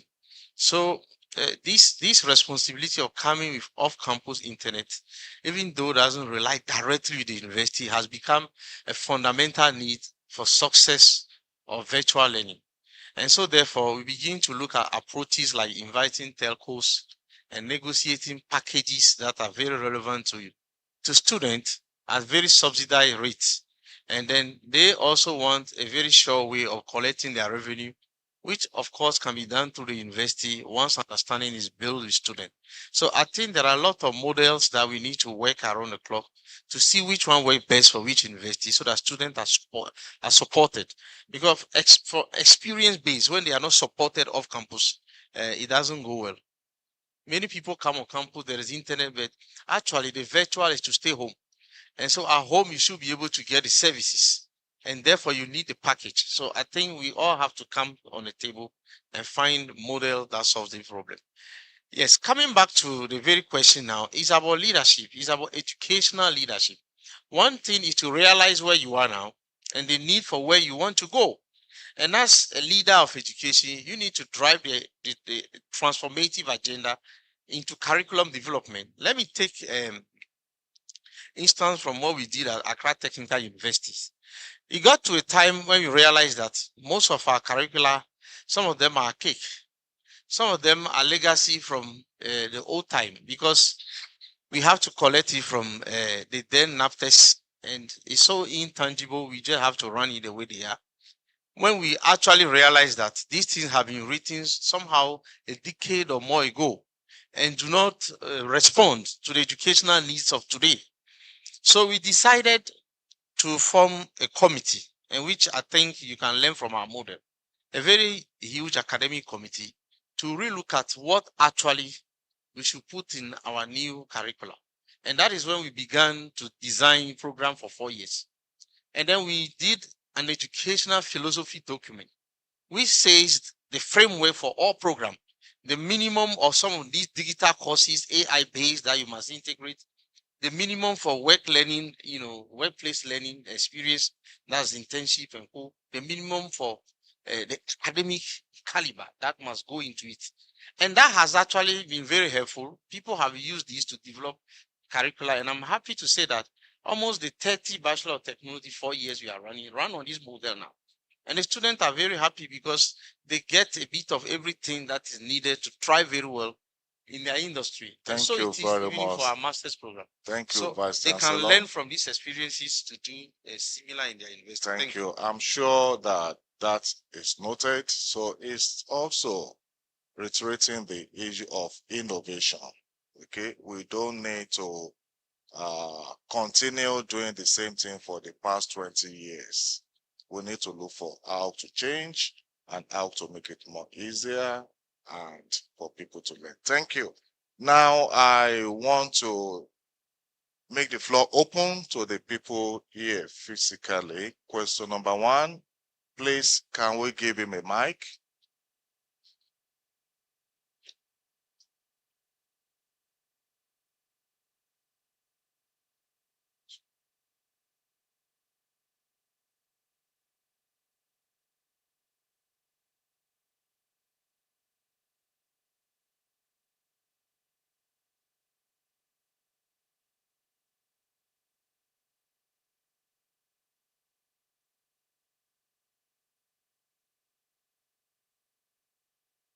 Okay, thank you. Thank you. I can sit and talk. You okay? Okay, I'm a deaf person, but I'm going to try and speak. I'm Wisdom from KNUSC. I have a small issue with some of the narratives that we are putting forward. Well, I'm not saying they're wrong, but I disagree with them. Like we're saying that the universities train students who do not fit the current market demand. Like they cannot be employed. They cannot, some cannot perform. But do we really have a hardcore evidence to prove that students who gain jobs are not able to perform on the job? Is it really true? Is a question. Do we have evidence to prove this? Two, we don't have what? Vacancies. The industries what? They are full. But we are saying children are not working. The universities are not what? Developing curriculum to fit the market. But you are training people and they, what? There are no vacancies. You see, if you have vacancies and the people are not able to fill, then you can say that the universities are not what? Doing their job. They are not what? Being able to what? Fill the vacancies. Now the vacancies are not there. And then you are still blaming the universities. Is it right? It's not fair. I don't think, in fact, this is from the narrative that the university are not designed curriculum. That was, you see, the relationship is a two-way relationship. You see, university drive what? Industry what? Also drive university. The market and demand thing. You see, the market is not there. So you train and people are not able to what? So the problem could be that students are not able to create their own job. They are not able to create their own job. But that's not from what the curriculum. People have skills, but they cannot what implement their ideas when they finish. They cannot implement their ideas because of what very much. the nature of our environment. That question will go to the Vice Chancellor. Okay, he will answer that. Question number 2. Thank you. Thank you, Prof. So my question. Please kindly introduce yourself. Thank you. My name is Catherine Efualaluvi. And my question, it's not to any specific, it's to the panel. How do we get students to embrace technology the right way before getting to the universities? So I ask this question because in my days of secondary school, while the Global North students were using calculator to in the exam room to write exams, we were not allowed to. We were using, is it 4-figure table or something like that? You are right. Yeah. That's what we were using when the Global North students were using calculators. When we now use calculators, they are using computers. So it's like technology evolves and we are behind. A student in my hometown, a secondary school in my hometown, some of them have not even seen computers. And then they try and pass their exams well and get to the University of Ghana, to get to this university or the other. Before we are talking about technology, how do we get students to learn how to use technology the right way? Or we allow them, we get them, some of them will use technology anyhow, the wrong way, and then use it to cheat. Thank you, Ma. You are already answering your question. Okay, so I will allow the representative of all African students, to respond to that your question. Question number 3, please.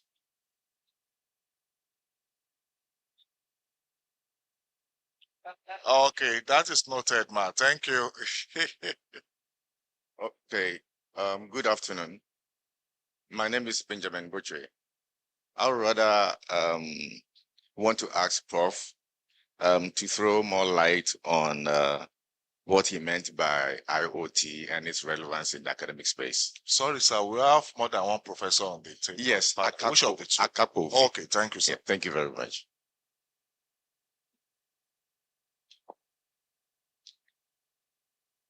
The 4th one. Thank you. Good afternoon, everybody.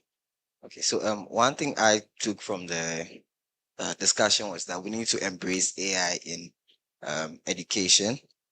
And I remember one of the panelists gave an example of the idea of students being able to use AI in their projects. Okay, so I want to ask from a personal experience. I remember just recently, I was trying to work on an assignment and I challenged myself not to use AI for that assignment. And I realized that I was struggling, something that maybe a year or two ago I could have easily done. Now I realized that I've become so dependent on AI that even when I don't consult ChatGPT or something for my assignments or projects, I struggle to come up with ideas, or I struggle to think.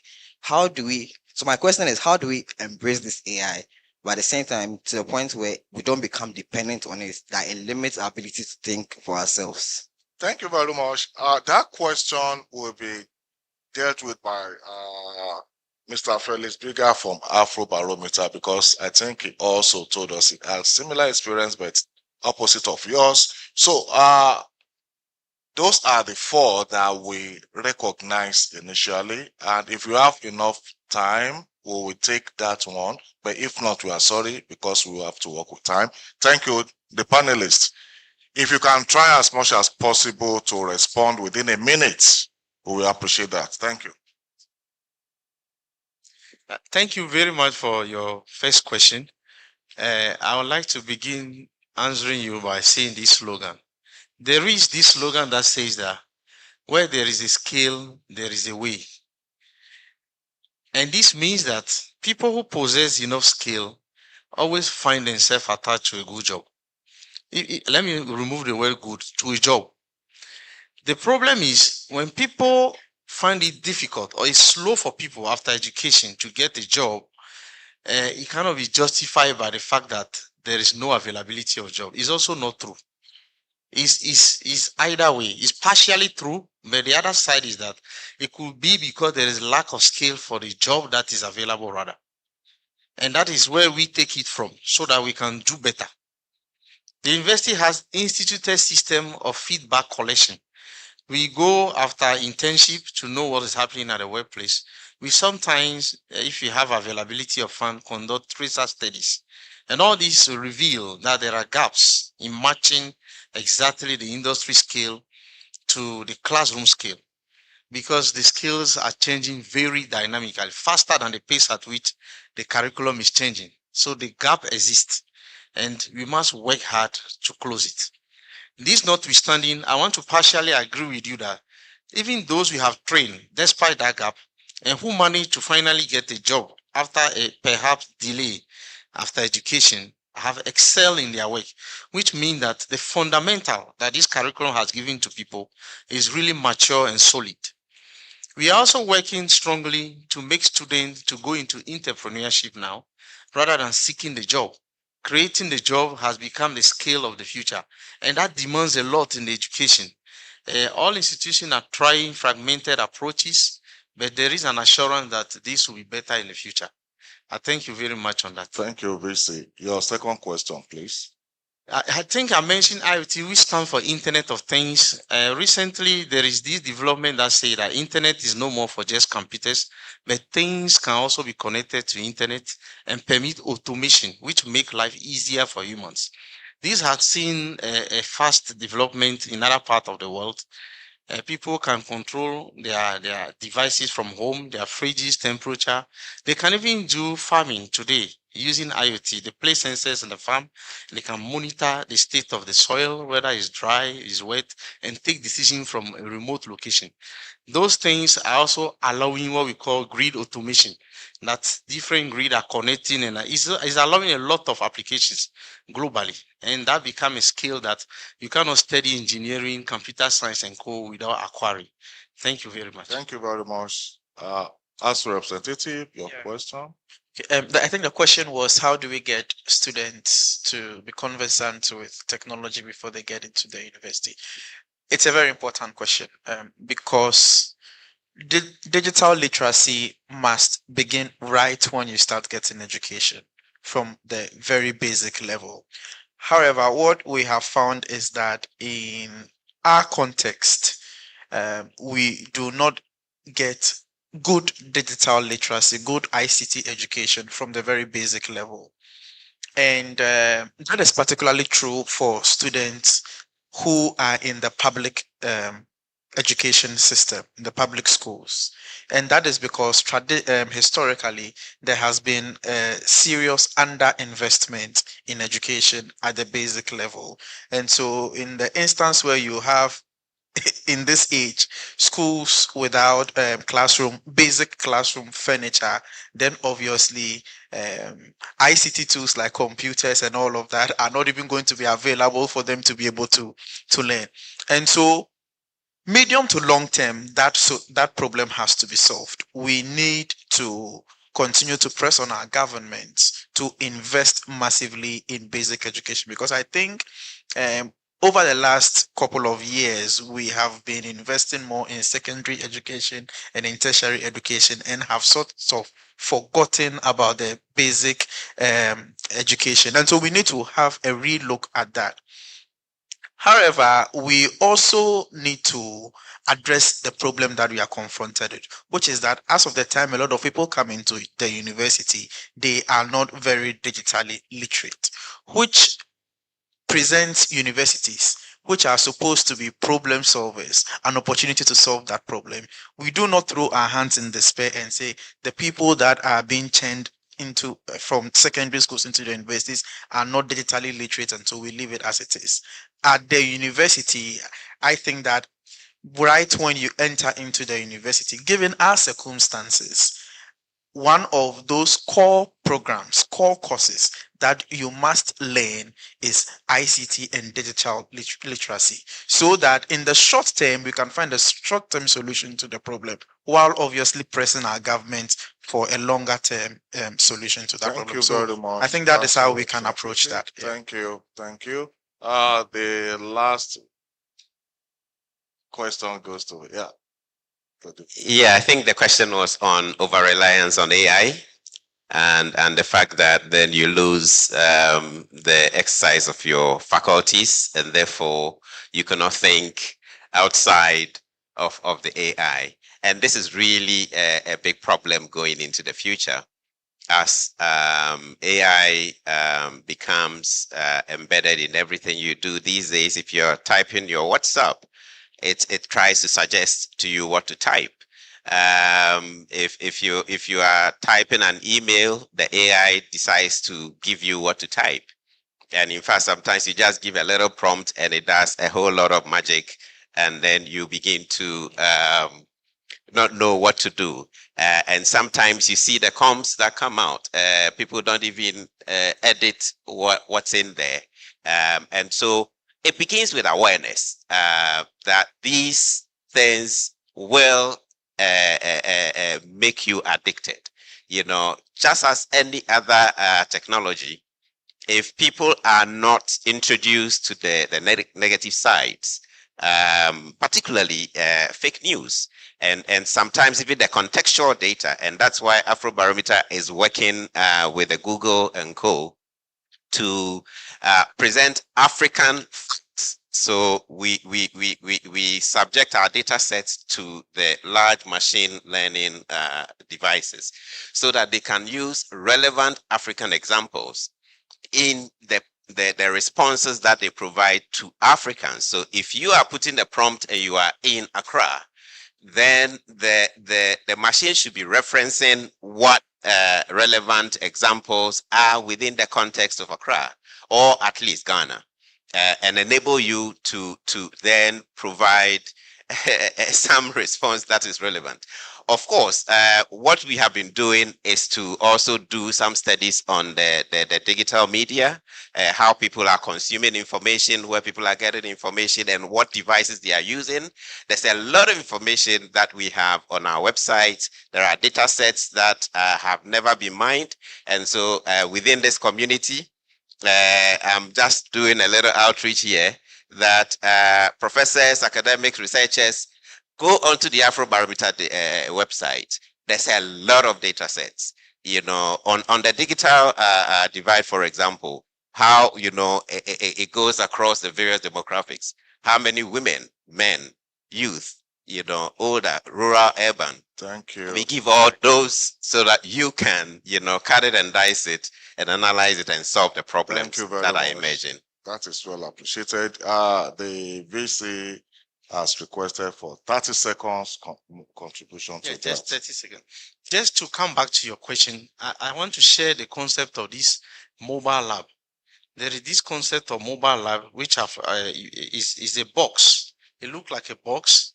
I've seen it in China, and it's mobile. You can move it. You can move it to a class, and it can perform over 100 different labs in selected area. It's not that expensive. If you manage to buy a few, I think it can be moved from institution to institution at the secondary level, especially the less privileged one, for them to also have an access to those equipment and be trained. Just to add that one. Thank you. Thank you very much. Yeah. Thank you. As we are rounding up this panel discussion session, let me just give a summary of the key insights from what we have been doing for the past 50 minutes. Under Vision Strategy for the Future of African Universities, we have been able to say that the African University of the future must be innovation-driven, digitally enabled, and socially responsive. Universities must be evolved from degree awarding institutions to engines of economic and social progress. Curriculum and pedagogy.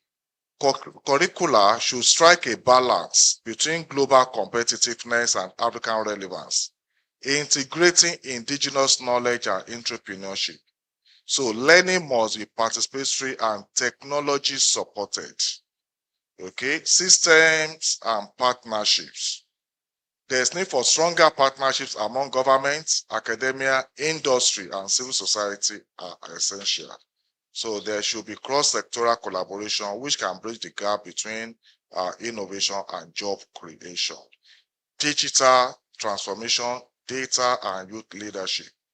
AI and cybersecurity are key to future learning. Data-driven decision-making can improve policy and quality assurance. So student-led advocacy and youth participation remain critical to innovation and accountability. Our panelists, let me give you opportunity to just say one sentence, just one sentence as a closing thought on future of learning in Africa. One sentence, starting from you. We must immediately begin to transform our education systems and make it more digitally competent. Immediately. Immediately. The action is needed. Now. Thank you, DVC. I think that lack of consciousness or lack of care to the call of today's technology and blah, blah, blah will be highly regrettable tomorrow. What are the blah, blah, blah? All technology. I mean, all the call for digital technology, do this, AI. Thank you very much. If you leave all this because you don't like them, tomorrow you cry. Thank you. Let us wake up. Thank you. Thank you. Now, right? And more than ever, universities need to integrate with industry to make their curriculum more relevant. I know the universities do basic systematic formation. Thank you very much. But there's University, industry, collaboration. Absolutely. Thank you very much. My final word is to the young man. AI is good. Use it to its fullness, but never discount the brain capacity. Never discount that. Let's encourage the use of AI, but ensure that you develop the capacity of your brain. Because the more you use your brain, the sharper it becomes. Thank you very much. It should not allow AI to take over the work of his brain. Thank you very much. Yo, sir. Cybersecurity is not going to be a barrier to AI. What it is going to enhance the innovation of AI. So we need to ensure that as we developing all AI systems, cybersecurity becomes a step-in-step relationship. Otherwise, we're going to develop very insecure, stable systems. And the collaboration between the regulator and the private partnership or academia on this venture should be really, really thank you very much. PPP, right? Thank you very much. as a closing reflection, I want to say that Africa's prosperity depends on transforming its higher education landscape. Participants call for investment in digital infrastructure, inclusive reforms, and strong partnerships to make universities central to Africa's sustainable development. On this note, our participants, both virtually and physically, let's give our panelists a resound claps. Thank you very much. Thank you everyone for being part of this session. Thank you. Thank you.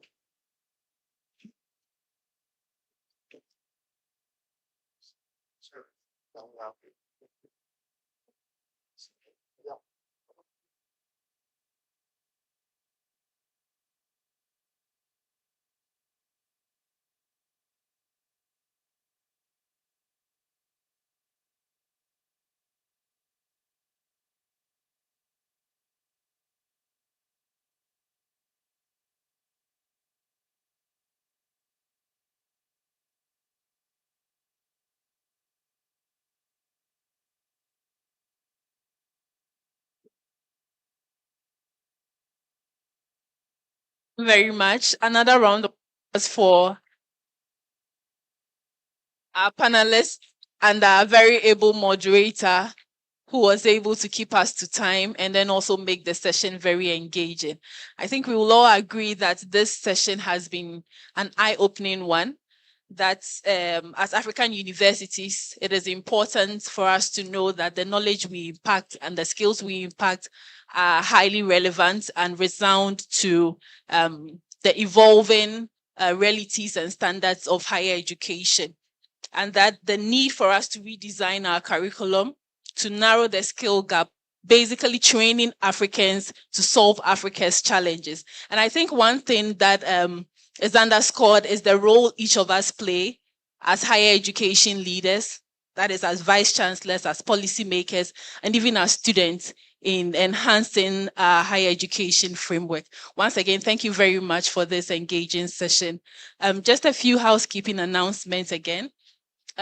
If you intend to use the washroom, please feel free to speak to any of the ushers standing by, or you could just help yourself by using the exit door on your left, and you would have someone there to direct you to where you need to be. Thank you.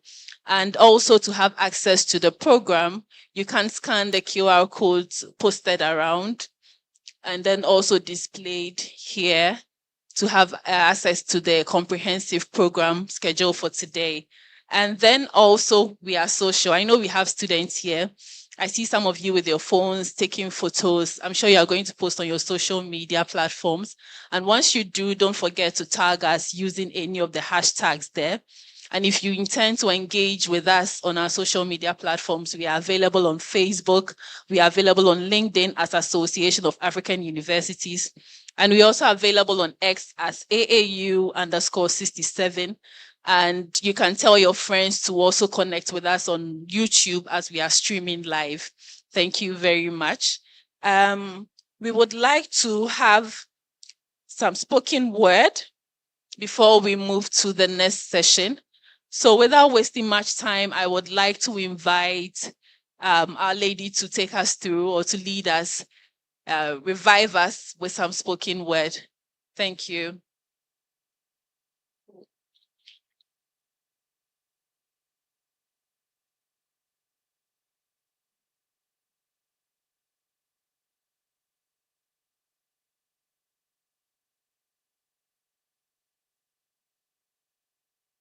Hello, everyone. I believe we've had a very insightful discussion so far. So now I have a question for all of us here. I know we've all hungered for long, but do we still wait for the food we prepare to be eaten by strangers on our own table? Let's rise, not just high, but with a force that shifts the room. A voice that rewrites the stories of our classroom. See, the future of learning is not in the distance. It's knocking on our lecture halls. It is written in quotes. It is spoken through screens. and carried in the hands of generations who refuse us to be left behind. We are the continent creators, not just consumers of thought.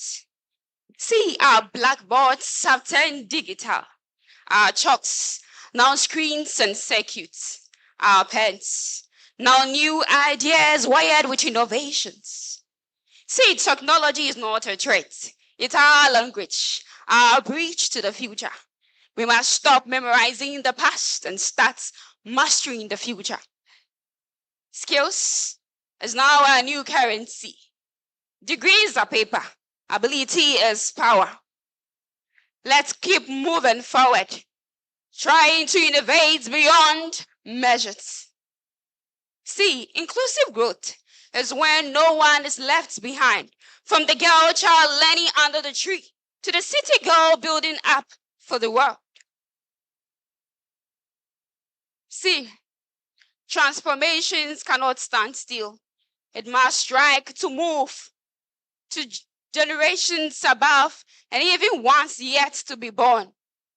See, at the center of this transformation is the Association of All African University, the voice of higher education, the apex body leading this continent's learning journey, guiding us, uniting us, making sure that we learn and not stay still. Africa, this is our time to learn, our time to lead, our time to leap. Thank you.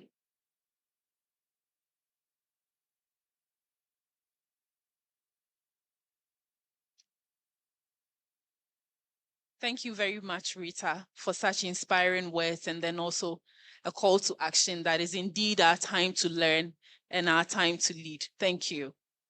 So we'll move on to the next session, which Secretary General Professor Olushola Oyewole set the tone for in his keynote address on inclusive growth. So this session will be moderated by Mr. Alexander Williams, Assistive Technology Expert at the University of Ghana. He will introduce the panelists and then also facilitate the session to make it engaging and also ensure that we stick to time. Thank you very much. I will invite Mr. Alexander Williams. A round of applause, please. Thank you.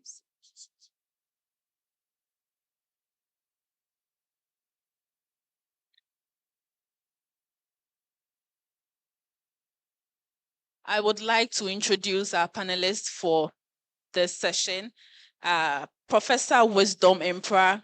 He's an associate professor at the Kwame Nkrumah University of Science and Technology. Please come up stage. A round of applause, ladies and gentlemen. And we have Madame Sophia Boachie Champong and Mrs. Catherine Loluvi, Higher Education for Refugees at the Christian Council of Education, Ghana. Professor Sindele Ngubani, Head of Department, Institute for Open Distance Learning, University of South Africa. I think she will be connecting virtually. So she will be engaging with us online. So this forum on inclusivity in higher education would explore accessibility and inclusion for persons living with disabilities, opportunities for refugees and displaced persons, and as well as gender-sensitive learning environments and institutional policies for equity and support.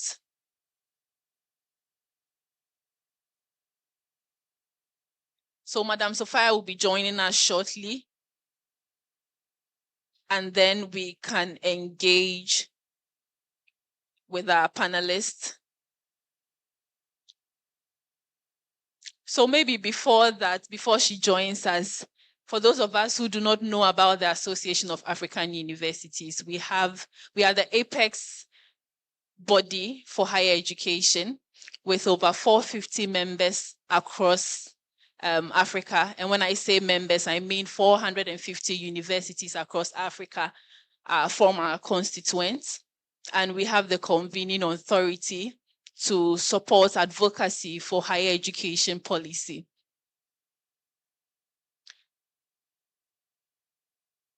Maybe we can have some visuals so we give some photos to what I am speaking to.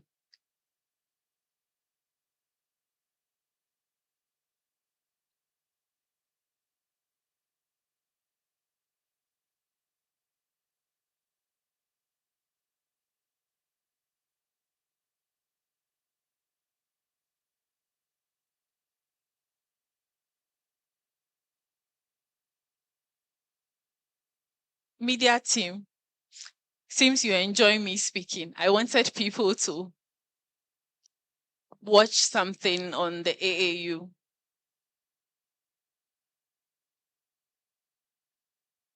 While we wait for Madam Sophia, but I think we can start the session. We can begin and she will join us. So I'll hand over to the moderator, Mr. Alexander Williams, to take over. Thank you. Thank you, MC, and good afternoon, ladies and gentlemen. Okay, so you're welcome to this session that seeks to focus on improving the participation of persons with disabilities in inclusive education at a higher level of education on the African continent. And I'm happy to have the panelists who are experienced men and women in this area. Without further ado, so that I don't take over the discussion, I would immediately ask the panelist president, starting with Professor Mpra, to give me your impressions with regards how inclusive education at the higher education level have fared in your countries so far. What's your view on how inclusive education at the higher education level has fared in the country so far? Prof. Mpra.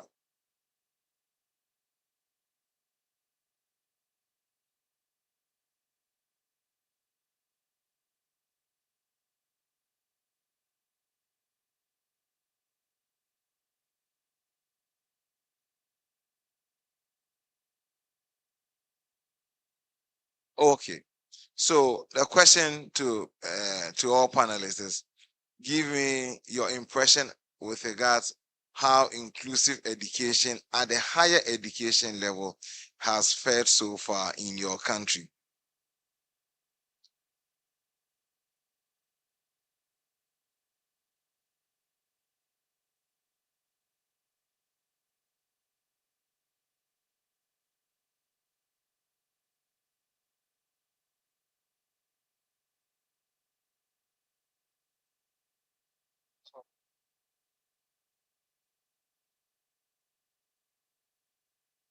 Sorry, I'm not comfortable using a mic. As I said, I am a deaf person, but I speak, so I often don't use the mic. I want to use my voice. Sorry if you are not able to catch some of my pronunciation. Sometimes I'm not able to pronounce the words carefully, but I speak because all my students at K University are hearing students. I don't teach their students, so I have to learn how to speak. And it's all about inclusive education. Because if I go there and I start signing with my interpreter, how do you think? What do you think will happen? Yes, the student will be missing a lot. So I will take all of the questions from the interpreters, I will speak and then take only questions through the interpreter. And this is part of inclusive education. This is what we want the system to work. Yes. So, and the question is how inclusive education can advance education in the country or promote it. how it can be helpful to country. Yes, we know that education is very, very important, and access to education is also a right to everyone. So, a country that is what highly educated has its population that's highly educated, or have what literate population, and then the likelihood is that the country will grow. And you know, disabled persons or a lot of other groups, disabled persons and other groups, they are marginalized.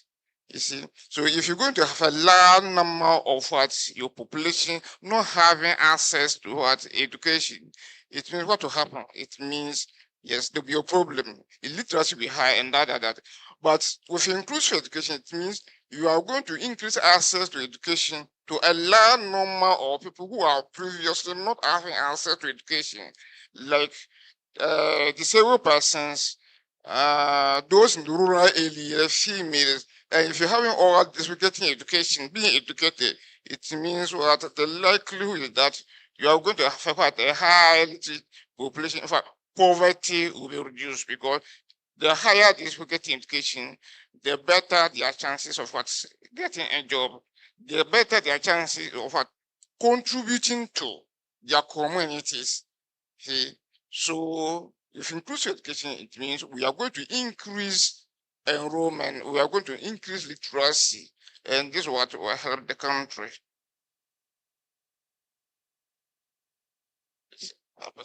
Yeah. Yes.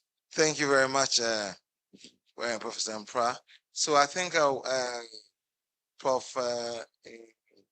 In Gubani online, if you can kindly take a bite at the chair with regards your views with regards how inclusive education has fared in your country so far at the higher education level.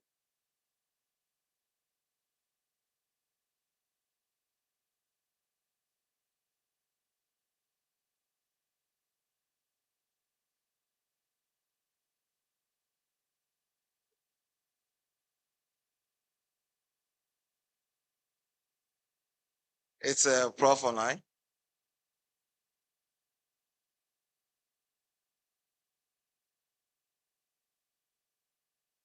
It's Prof online.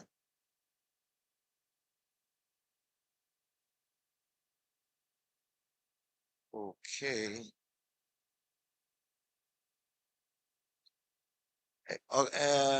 Media guys, can you kindly let me know if Prof is online? He's not online. Okay. And it's Sophia in. Yeah. Yes, sir. Yeah. Okay, great, Sophia. So then, Sophia, kindly take over and then give me your views with regards, in your view, how inclusive education, particularly at the higher education level, has gone on so far. So far as the views of persons with disabilities are concerned, considering the fact that you are from within the Ghana Federation of Disability Organizations. Thank you. My name is Sophie Achampong. The Executive Director of Little Persons in Ghana. So far, technology in the higher education has helped a lot in my country, Ghana. Why do I say that? When I started my university course, everything was literally manual. And for a little person like me, it was really, really, really difficult to access most of the lecture halls and anything that has to do with lecturing or my course.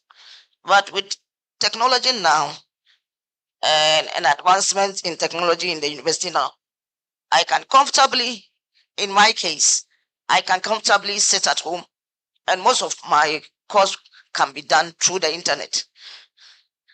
It has come a long way again because there are things that instead of going all the way to the old traditional way to the library to access information, now most of them can be found like again on the net, another form of technology. So for me, I would say that technology in my country where PWDs are concerned has come at the right time, and then there is a bright or brighter future for us, those who are PWDs. So I will warmly embrace technology in our university, which has helped us, some of us, a lot. Thank you. Great. Okay. So thank you very much, Madam Sophia. Madam Catherine Lolovi, if I'm getting your surname right, you would want to focus particularly on your view on how, particularly refugees, have fared in higher education till date. So just to indicate that what we seek to do with this question is get an idea with regards whether or not we have persons with disability, participating in higher education so far, and what the situation is before we look at, the way forward. So please go on. Thank you, Sam. And thank you, AU, for the opportunity. My name is Catherine Ifualaluvi. I have, over the years, about 20 years now, been involved in supporting refugees in education in various stages. Currently, I manage a scholarship that provides support for refugees in higher education, which is the Albert Einstein German Refugee Initiative DAFI program. So to answer the question, I want to say that things are improving now, but over the years, it had been difficult for refugees to have access to higher education regarding their status, because they are regarded as international students, which all of us, we know that many of us are aware of the cost involved in international education in the universities. For the basic and the secondary level, refugees are treated as Ghanaian because that's what the Refugee Convention have stipulated. So refugees receive basic education as Ghanaians, and they also benefit from the free higher education as well. But when it comes to higher education, where the cost is so much, that is where there is some exclusion. But things are improving now with universities now, based on the advocacy of the Christian Council, the UNHCR, the Ghana Refugee Board, and working with the university registrars and directors, refugees are now receiving admissions as local students, which is manageable, which is gives them access. And there are other opportunities in the universities, including counseling. They are not excluded from counseling and mentorship programs. So their inclusion in higher education is improving. Thank you. Thank you very much. So let's go down into the granular details. Prof. Mpra, I would want you to kindly share with us, with your years of experience, what are some of the peculiar challenges you've seen or experienced persons with disabilities actually go through in accessing tertiary education in Africa? You have had the benefit of having your education both in Africa and in a developed country. And now you've also had the experience of actually teaching outside this continent, on a developed continent, and also teaching in this continent. What experience have you seen persons with disabilities go through in relation to challenges with regards accessing tertiary education? Challenges in particular. Okay, thank you. First, we have two issues: getting access, that is getting admission is one. When they get admission, how to manage and assess the school environment. And when you take the university life, you have the academic life, you have social life, you have religious life. In fact, yes. So once you enter the university, one must be able to participate in all these activities. But sometimes we think about only the academic life. Yeah, we don't think about the other aspect of life. But let me take them when my wife have time. I'll go a little bit fast. Like the academic life, yeah, I'm not even talking about admission. Our admission requirements will be very, very rigid.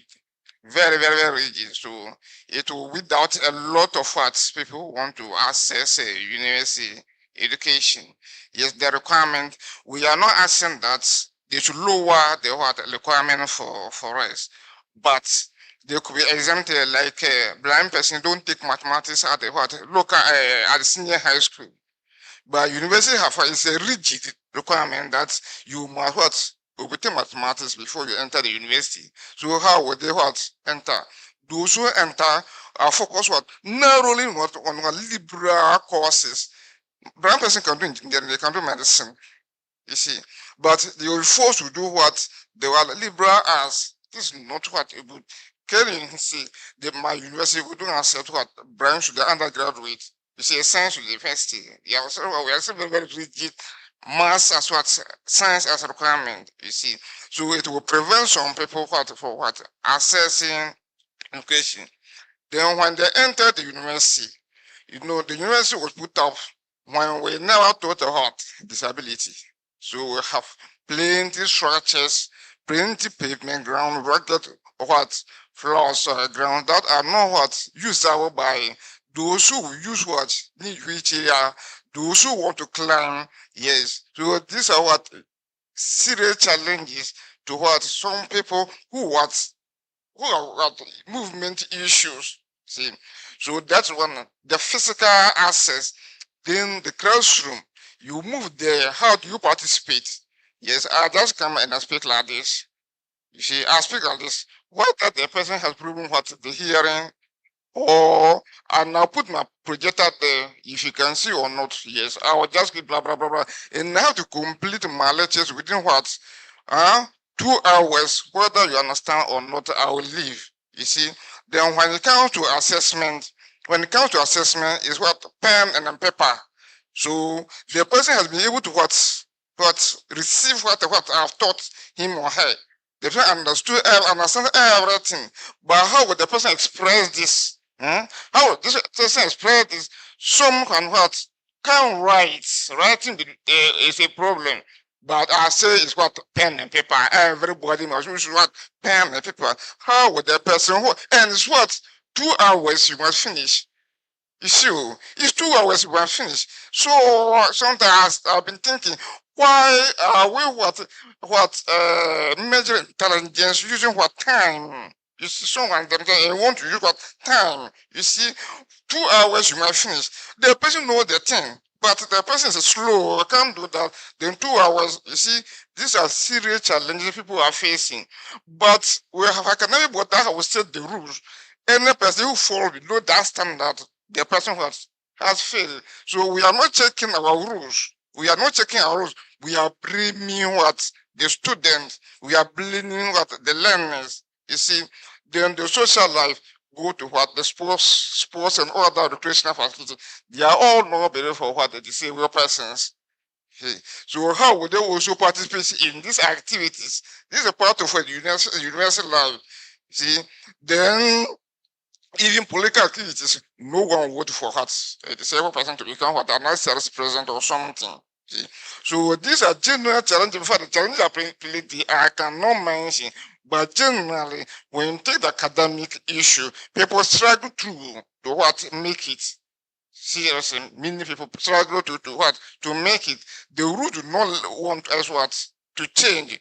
Very, very rigid curriculum. Very, very rigid curriculum. Everyone must finish the course within 4 years. Some can take it, some can finish it within 6, 7 years. Those with dyslexia, Yes, when you give them more time. In fact, we have a lot of them who are medical doctors, and they break their courses into pieces for them. So if their colleagues are completing it within 4 years, they will take about 6-7 years. But here we say 4 years. What's the purpose of learning? You want the person to know, and if the person is going to take 10 years to know, is it your problem? Thank you.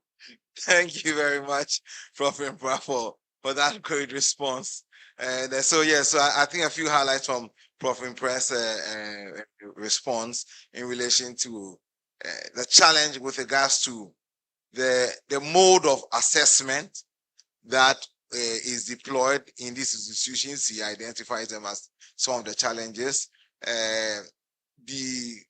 The nature of the curriculum, rigid nature of the curriculum, as he puts it, and again, the duration for actually course completion, and beyond just the academics, and how the individual is able to also participate in mainstream educational activities within, the tertiary institution beyond the classroom. And these are some of the challenges he's pointed out. I would want, is Prof online now? No, okay. So then I think we'll just keep it up. So, Sophia, if you can also share with us some challenges that persons with disabilities in tertiary education, face, what you know of, what you've heard of, what the challenges really are, or what the gaps are, in addition to what Prof. Impra have shared. Thank you. When it comes to the academics and intellectual side, Prof has said it all. But when it comes to the physical side, I have a lot to say. Why do I say that? First of all, even though I'm a little person, I'm still using a walker because I have very, very weak knees. And most of the universities are all with story buildings, especially the old traditional ones. And I'm very sure those days they didn't make room for PWDs. It's only recently that some have tried adjusting or rebuilding some, how do you call it, ramps and other facilities. I will start with the classrooms. Like I said, though they may have classrooms on the ground floor, most lecture halls or most lectures are done on the first floor or second floor, others. Sometimes it will take me about 15 minutes with the help of other students to get there. And then when I go to the classroom, you all saw it, you were witness here. The seats are very high. I need about 2-4 boys to help me sit on the chair. And to tell you the truth, it's not comfortable. It isn't comfortable at all when things of this sort happen to me. It also, I had a friend who was using a wheelchair, and his was even worse than me, because some of them, the university, the one that I attended, they didn't have a lift to say, okay, let's join it and then go to the next floor to have the lectures. We use the bathhouse, we have problems there. The compound too, it's not smooth. Not everywhere is smooth. Several times I found myself on the floor because where I was working with my walker wasn't smooth enough for me to use it comfortably. And sometimes too, you go, Prof, the encounters are many. It's not easy. It's not easy. And sometimes too, instead of the class rep maybe telling us in advance that the lecturer will not come, after you've had so many problems just to get to the school, you'll be told that, oh, today no lectures. Several times personally, I've had encounter with the security men on the campus. Why? Because they will tell me that I cannot take the vehicle to a particular part of the campus, and that this is where cars are supposed to end, and then you have to come down and walk. Several times I've had physical, sometimes even physical. At one time I had to report some security men to the police because one had to slap me because he told me that I didn't respect when I was trying to make my right known that I'm a student of this school and I need to go to lectures. If I leave the car outside the premises, by the time I get to the lectures, the time will be about 30 minutes spent. And then we were exchanging words before I could know what was happening. This guy had just slapped me because, what did he say? That's what he said. So I had to report him to the police.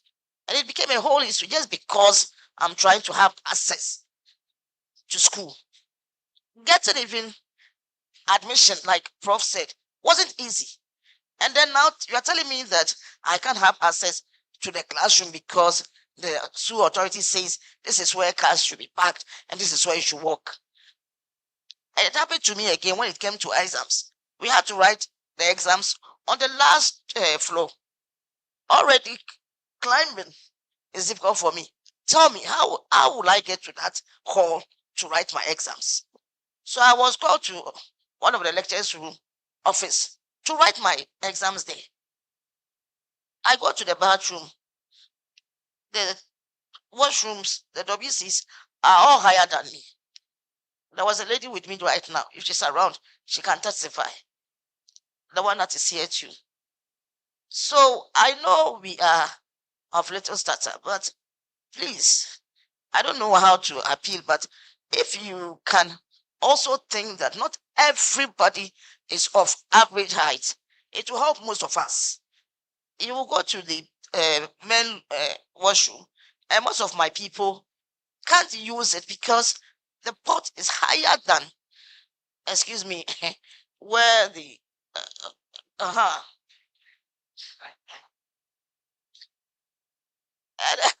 and sometimes it's difficult for them. So at least when you do the pot,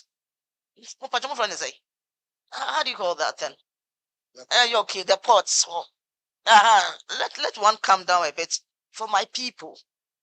It's very difficult. It's very difficult. So for me, I will say again that with technology advanced in Ghana now, I'm really happy. I'm really, really happy. And then I'm also happy because now education for higher education is now free for PWDs. And I bet you the PWDs will go to school because most of them, because of the PWDs. Oh, feel free to clap. Feel free. Thank you. To applaud. I will say thank you to our president, a politician. Yes, he has done well for us because most of the PWDs are not employed because of their disability. They are not employed.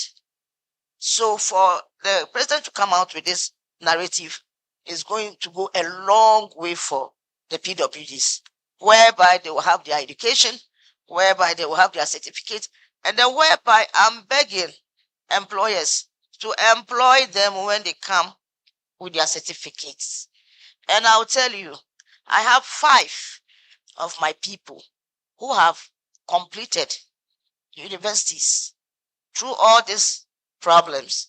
They have good results, good certificates, but they don't get employment simply because they are little persons. Right. I'm begging. Little persons are very intelligent people. They are very, very intelligent. Very intelligent. I'm begging, when you see them, you put their height or stature aside. Question them. Put them under probation. When they do well, please accept them. If they fall below average, you have the right to tell them, oh, I went through, or you went through the course, or we have examined you. You do not qualify. But please do not reject them right from the onset. It's really, really uncomfortable. It's really uncomfortable. We are 25% in Ghana, PWDs. Doctor, Prof, is it true that Dr. Bakule? Oh, in relation to the 2021 census, the population of persons with ability in Ghana in particular, amounts to about 8%, but that's about 2.5 million. Oh, yes. So Ghanaians. that is a huge number. So when the time a PWD comes before you with the application, they've gone through a lot. They've gone through a lot before acquiring that certificate. Please receive them, examine them, let them go through the probation, and when they are good, please accept them. Great.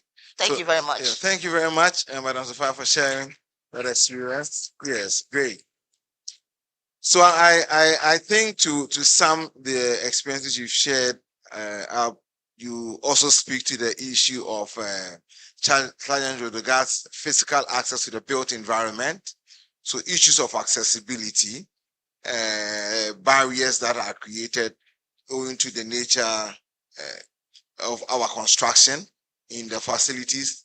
You also speak to the issue of attitudinal barriers, attitudinal barriers, and also alludes to what Professor Impra referenced in relation to the rules and regulations that operate in these institutions that do not take cognizance of what the real needs of persons with abilities also are. If rules and regulations were being paid attention to in relation to your needs, you wouldn't have had that altercation with the security officer.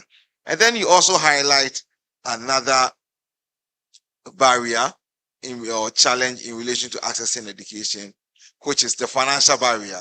So in showing appreciation to the government of Ghana for actually instituting the policy on free tertiary education for persons with abilities, you emphasize that you seek to emphasize actually that persons with disabilities have a financial barrier in accessing tertiary education, because particularly in Ghana, it is the case that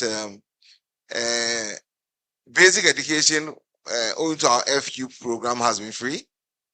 And then in recent times, since 2017 September, we've also, in line with Article 25 of the 1992 Constitution, we've had the free senior high school education. And meanwhile, at these levels, at the basic level and the senior high school levels, the capital injection into education is not as much as the capital injection in the tertiary education.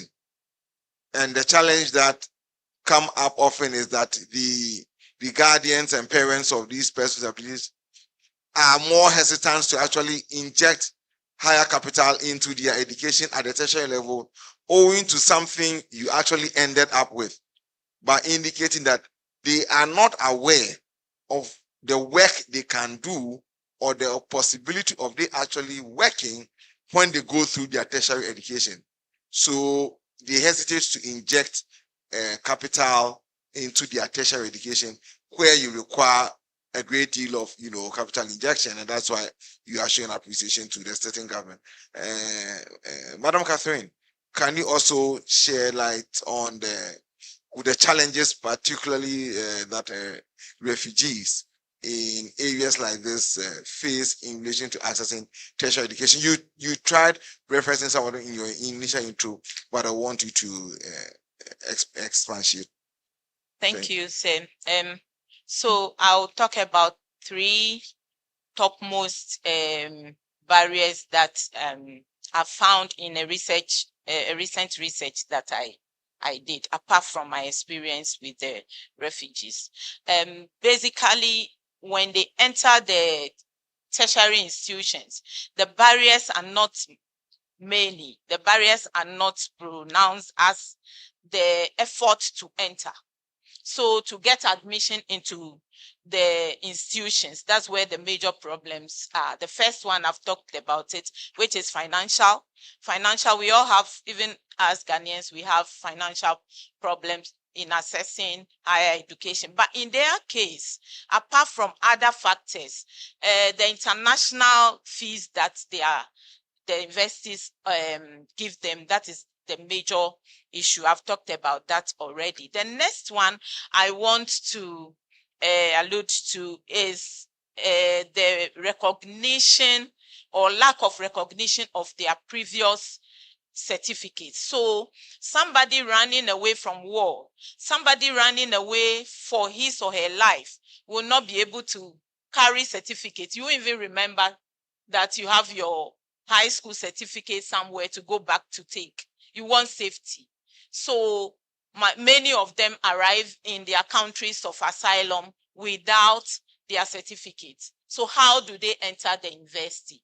We don't have bridging programs. We don't have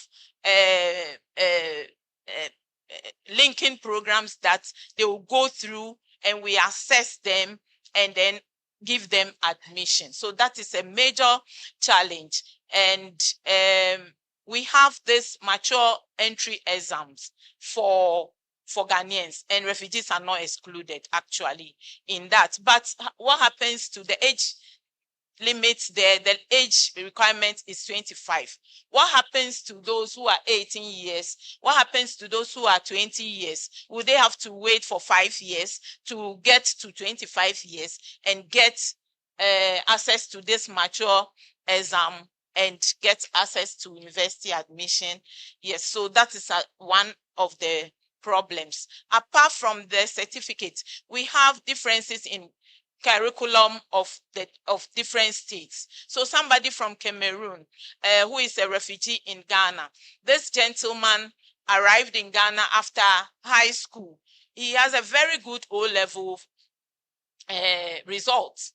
He managed to bring his result, but in our system, we have this requirement of core subjects. You have to do integrated science. That's where the major problem is. So maths and English is a requirement in most African countries, but something like social studies, something like integrated science, that gentleman doesn't have it and cannot go to the university. And to go back to secondary school, he attempted to go back to secondary school, but he has to, because of the placement system that we have here in Ghana, he had to go back to JHS. Somebody who has finished high school, going back to JHS in Ghana, to JHS 3, to write BECE, to be placed in secondary school, do another 3 years before getting access to the WASSCE. So that is another challenge. There are more. So, but for the sake of time, when they enter the university, the only issue they also have is some stigma and discrimination. Some comments from lecturers.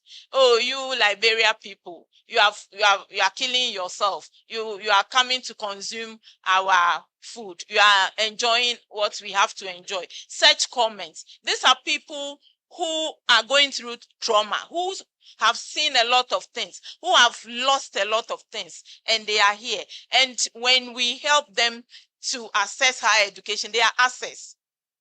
Currently, we have university professors, we have doctors who have been refugees in Ghana. So we benefit from them when we give them the access. And but if we make such comments, some lecturers will even make comments like that.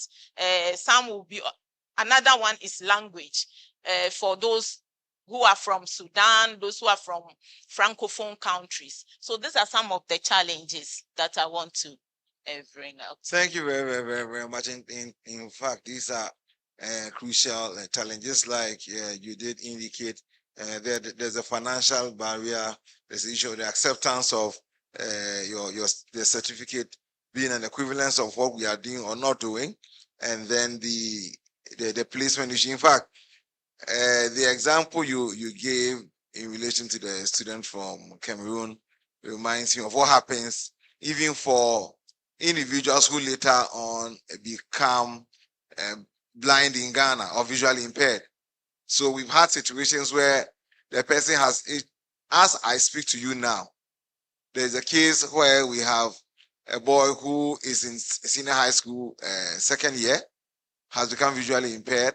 We've had situations where the people have actually completed senior high school, then they are in a university, they become visually impaired, and they are actually advised to go, once they become visually impaired, because of the nature of the course they are doing, they are advised to go back to JHS, go and learn how to read and write with Braille, sit for BEC so they can pass and go through and go to SHS to actually get WASI again and get what they will call a disability friendly or a blindness friendly course to do in a tertiary institution. These are salient issues you have actually raised that also affect persons with disabilities in accessing tertiary education. And in addition is the issue of stigma and direct or indirect discrimination, and that even authorities of the institution perpetuate. Now we've looked at what pertains at night. That is, we've looked at the darker side of things. I would want you all to kindly share with me in relation to what you've labeled as the challenges, what you've seen some institutions in Africa do. And let me take this opportunity to say a big thank you to the AAU. Professor Mpra sits here, and I sit here as benefit. Madam Sophia actually indicated one of the challenges we had, or we do have as persons with abilities, is the financial barrier to access tertiary education. And particularly if you want to do your studies, at the tertiary level.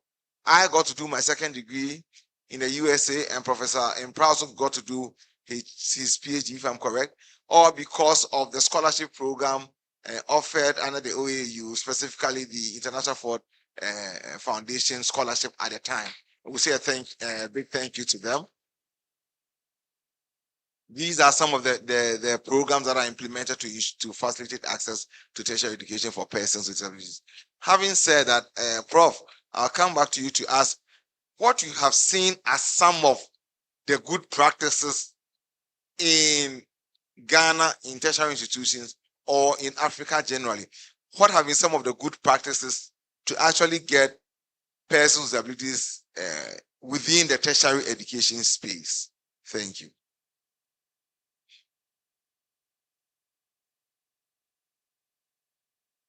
What are some of the good practices that we have had so far in Ghana and in Africa to get persons with abilities in tertiary education? Okay. Some universities have disability resource centers, like the University of Ghana, Cape Coast. They have established a permanent disability resource center. I think Winimau has. My university will have a policy. We are trying to establish the center, but it is not easy to do that. We are always complaining about funding. And the building that has been allocated is not accessible. So we have these practices. Establish these resource centers that focus on disabled students or help them to work on the needs of disabled students. Do with the resource trap, but they are also doing very well, and they have scholarship schemes too.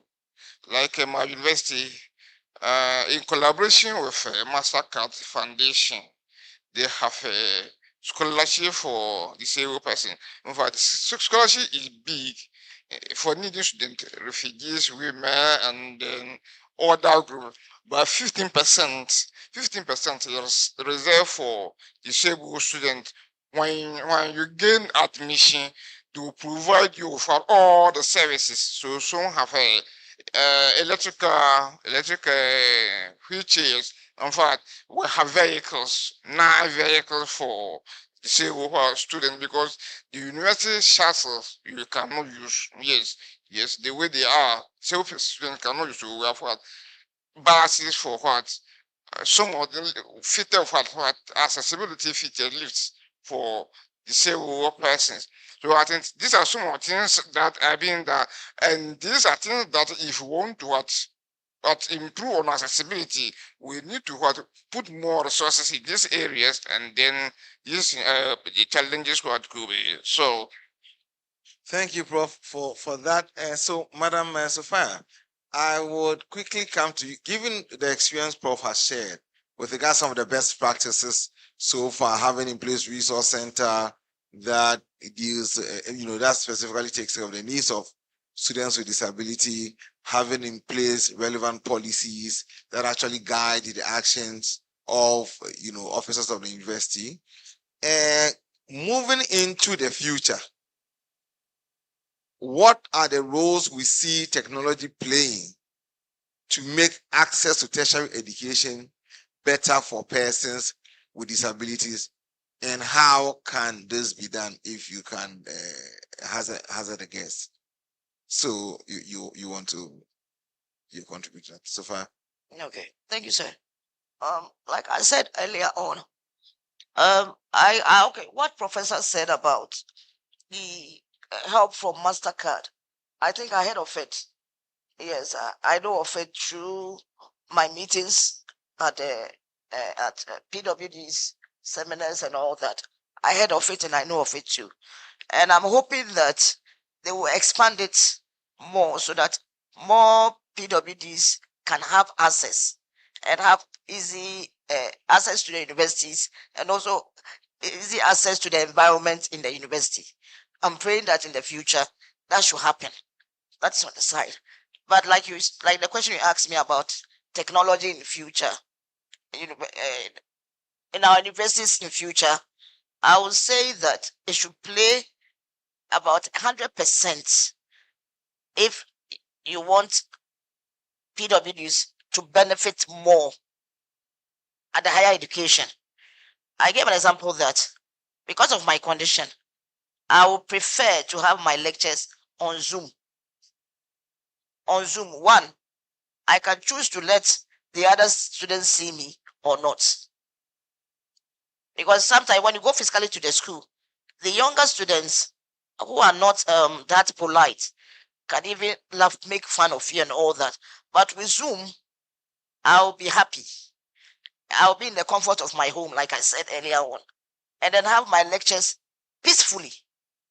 And then maybe once in a month, I go and have one-on-one discussion with my lecturer, and then I'm good to go. Technology should not only be maybe through the internet, but if they want PWDs to access universities, then there's a whole lot for them to do. Maybe with the traditional universities, it's a bit late for them, but with the upcoming new universities, they should put into their construction the mindset of having PWDs in their school. They should have special lecture rooms for them, special libraries, anything that a student will use on campus to make him feel okay. Those for the PWDs should be taken care of better, or a lot should be put into it, either through technology or physical.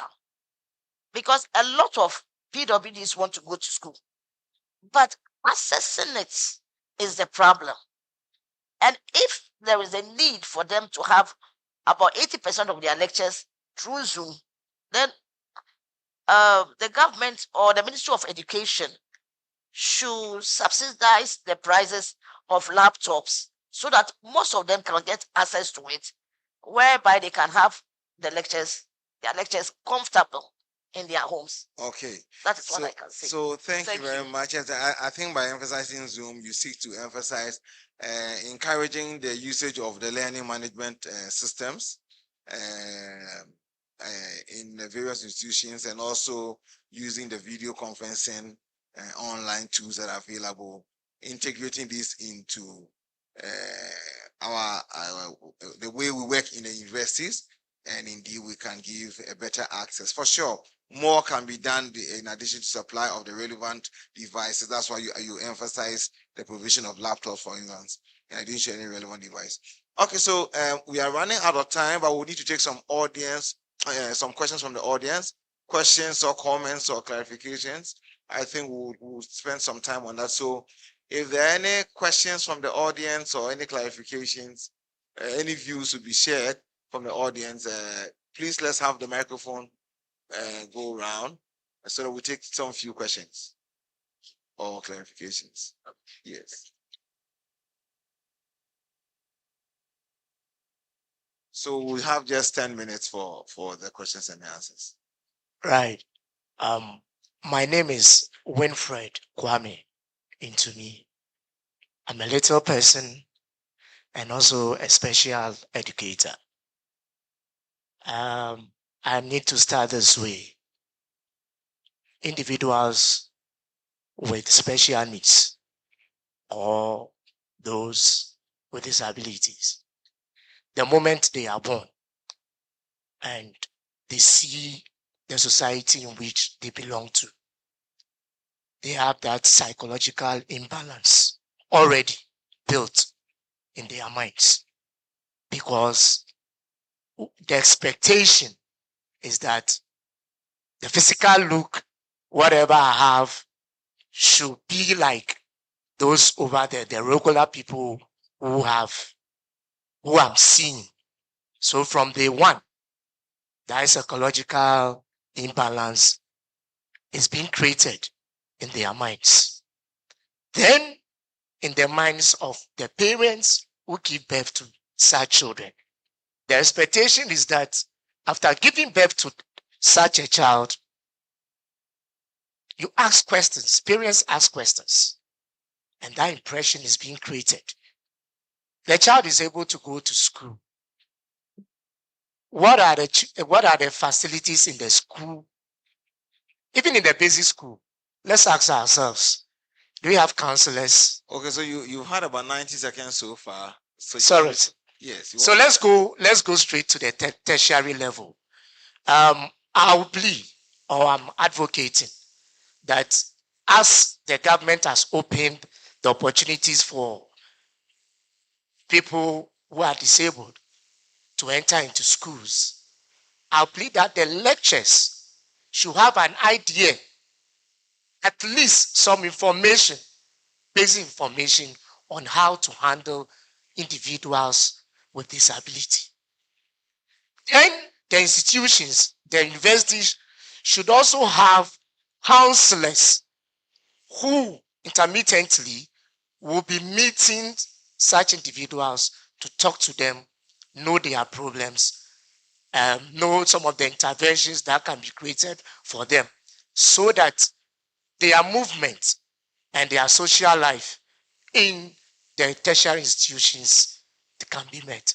Thank you so much. Great, thank you very much for those comments. I think one of the things you indicate ties into the challenge Madam Catherine put across, the need for us to sensitize faculty or lecturers or staff within the tertiary institutions with regards the diversity of the university community and the need to respect the diversity. We should not assume that faculty know these things. We should not assume that they appreciate it, as they ought to. We should put in place deliberate measures to ensure that they are made knowledgeable and are acting accordingly. Any other comment or question from the audience? Hello. Hi. My name is Hanan Larsen Zakaria from Tamale Technical University. I thank the panelists for a very insightful discussions. If you look at the theme for this year's AAU University, we talk about inclusive growth.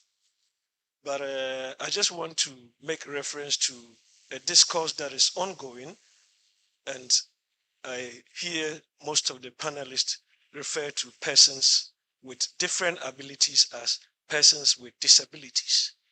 And for me, when we use such discourses, we also build into the stigma that we often refer to people like that.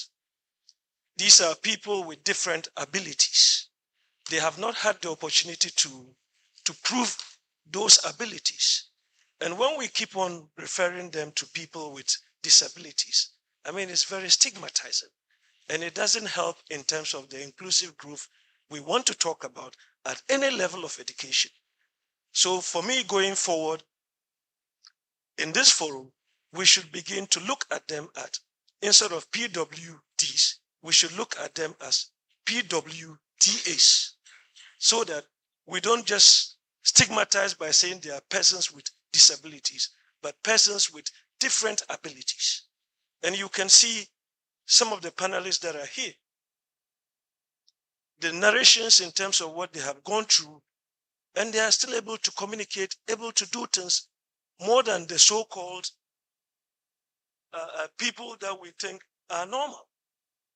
So let us use this opportunity to begin to recognize them as persons with different abilities instead of this stigma with disabilities. And especially for the panelists using these terminologies, I'm sorry, it's very stigmatizing.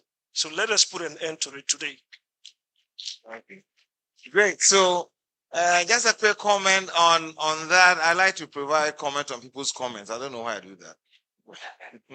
So, okay, so just as part of our sensitization, like Winfred said, some of these things we need to also learn. So when we say disability, for instance, you see, our appreciation oftentimes is impairment. When you hear disability, what you actually think about is impairment. So I am totally blind. My blindness is not a disability. It is an impairment. Professor Mprai is actually hearing impaired. He's hard of hearing or hearing impaired. That is not a disability. It is his impairment.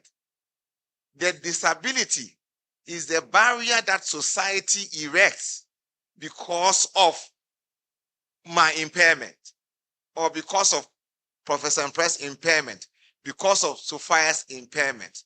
So when we say those with disability, that disability is actually what society is creating. Now, when you come to the euphemism, different abilities, I am totally blind. You see me sitting with my laptop.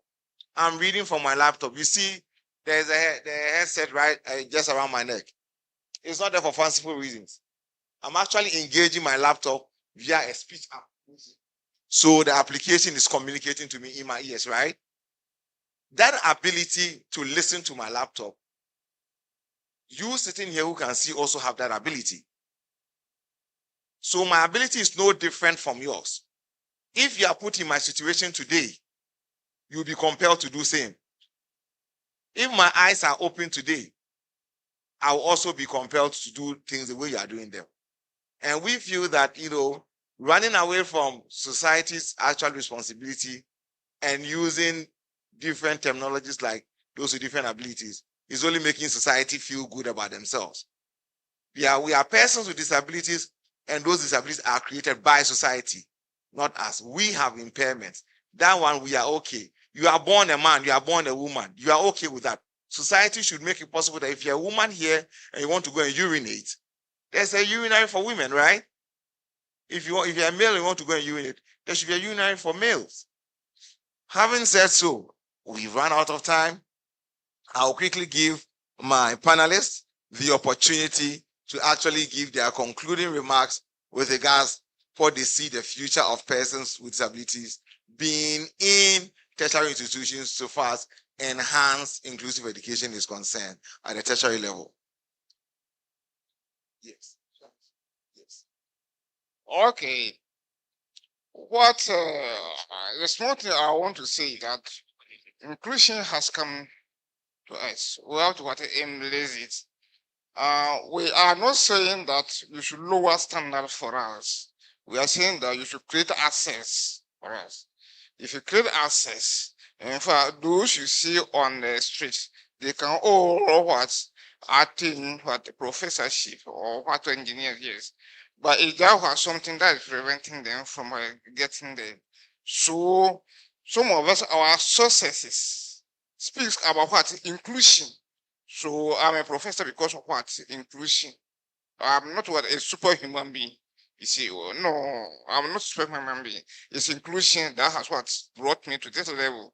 So if you create an inclusive environment, you see that a lot of people, in fact, automatically you see a lot of people on the street who what will just get vanished. So please, increasing will be difficult, but we cannot what abandon it. We should accept it. Thank you. Thank you. So, Man of the Power, your concluding remarks. In my conclusion, I will say that the future universities where technology is concerned should be friendly to I'll be in trouble with the gentleman. Should be friendly to people with challenge heights, high challenge. I'm begging. And let us have access to the tertiary education. If it is true technology, like I said earlier on, with laptops being provided at a reduced price, I'll be very grateful. And I'm sure people with high challenge too will be very grateful. In conclusion, that's what I can say. Thank you. Thank you very much, Madam Catherine. Thank you. As we envision the future of learning in Africa, we must ensure that displacement does not mean disqualification. Every refugee or displaced student who earns a degree represents not just individual success, but regional stability and innovation. The task before us is not to create special system for refugees, but to build stronger, more equitable systems for all learners. Systems where displacement no longer determines destiny. Thank you very much. Thank you. Thank you. Let's do it better for them. Let's do it better for them. Great. Yes, so indeed, we've had a good discussion on how we can improve inclusive education with technological innovations, among others. And I think basically the point has been made that first and foremost, let's pay attention to what we call universal designing of systems and structures. Design your system and your structure with everybody in mind, with every economic situation in mind, and it will be possible for all of us to participate, recognize diversity, and recognize the abilities we all have, and the world will really be a better place. Access to higher education would only make Africa grow better. It will only ensure that Africa contributes meaningfully to building the human resource capacity for running this world, and persons with disabilities contributing to that human population. Globally, it is said that indeed persons with disabilities contribute at least 1 billion to the world's population. And surprisingly, 80% of that 1 billion live in developing countries. So Association of African Universities in Africa, you would need to ensure that you are appreciating the quantum of human resource you are being given through persons with disabilities by ensuring that we enhance inclusive education for the betterment of all. Thank you for the opportunity, AAU.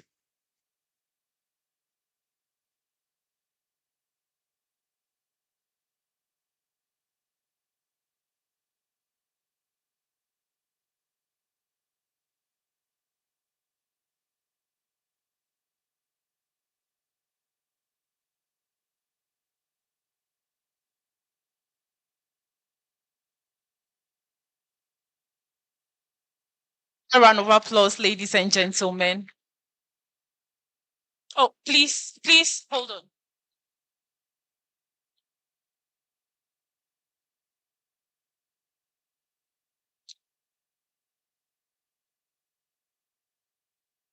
A quick group photo with our moderator and panelists. Indeed, we will all agree that this session has not only been very informative, but deeply insightful, revealing to us new realities and new perspectives in terms of people living with disability. In fact, we even have, we've enhanced our vocabulary, guiding us on how to sensitively communicate, whether to say, communicate about persons living with impairment, people living with different abilities. And I think I like that as well, that inclusive growth in higher education is not only a moral imperative, but then is also a practical necessity if we intend to advance higher education. So I think our time is far spent per our program. So we would invite Miss Charlie Banui, Programs Manager, born in Nova Africa from Senegal, to give us a 10 minutes, just a 10 minutes presentation, and then we will bring the session to a close. So I'll be speaking on her behalf. She's taking this.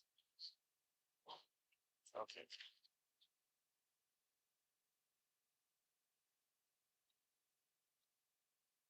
Hello, good afternoon.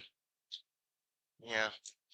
So I'll be speaking on the part of Charlie, because she could not be here. She's attending another meeting. So hopefully I can communicate the way she probably wanted to speak, because we are in the same consortium. I don't know if the slides will be shown or I just speak. Yeah.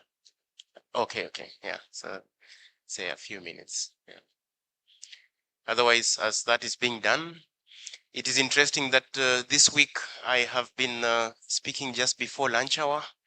So it's a very critical position, because everyone is eager to go to lunch. That means that I need to manage my time very well. So that is very interesting. Otherwise, I'll try to be brief and ensure that you are able to take your lunch in time. My name is Joseph Shitote. I am from Wazi Up EV. So I work for a German organization that is dealing with the technologies for IoT and AI. We support various activities in the area of water and irrigation, agriculture, and also energy a bit. And we have actually developed presence in various countries, and mainly in Kenya now, and that is where I am based. So I support activities for the company on the Kenyan side, and other countries involved are actually Tanzania, Somalia also, a bit of Uganda now, and then we also have activities in where is this? This is South Africa. Yeah. We had actually some good initiatives a while ago through an interesting program called Wazi Hub here in Ghana. We were working with a partner called Cloudport, but then from there now we progressed, and this is where we are now. So it is good to be here and also be back to Ghana and probably receive your very welcoming ability. Yeah. I think I will just proceed even as the slides are continuing, because I have a bit of an idea of what I wanted to say. So I'm here in the capacity of one of the very interesting projects that we have actually implemented in the African ecosystem. The project is called SEED. So SEED in full is strengthening European African digital ecosystem through increased research and innovation. So what that means is we are simply trying to connect the European and the African continent through research and innovation.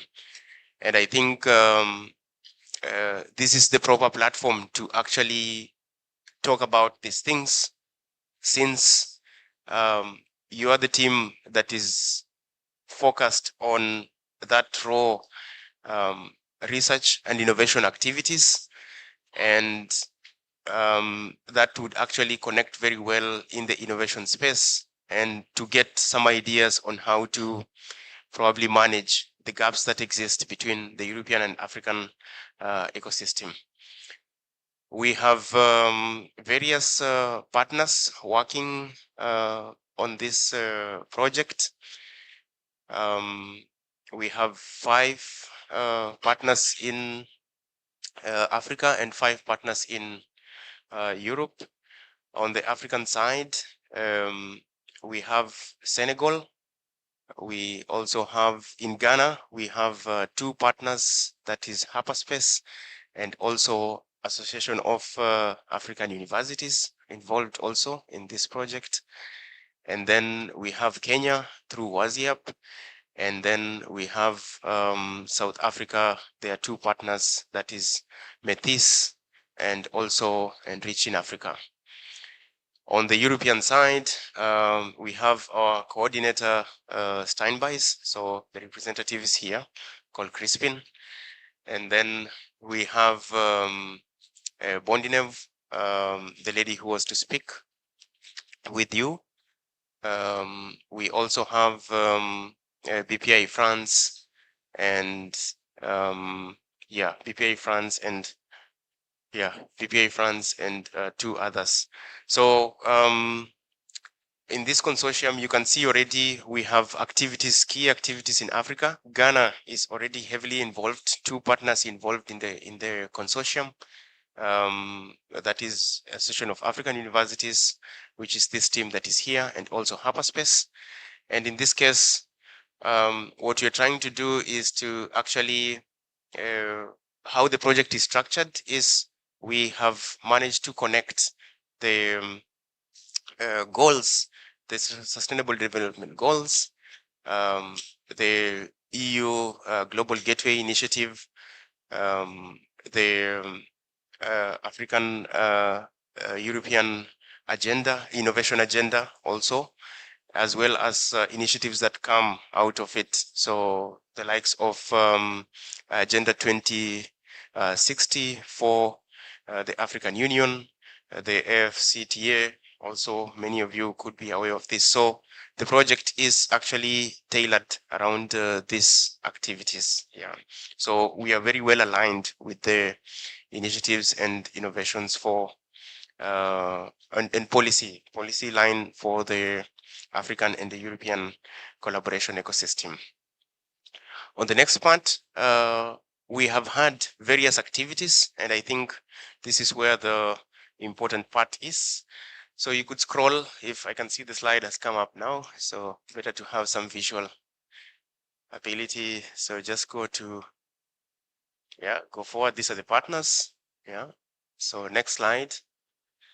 This is the Agenda 2063 actually, and the Sustainable Development Goals. So go to the next one, please.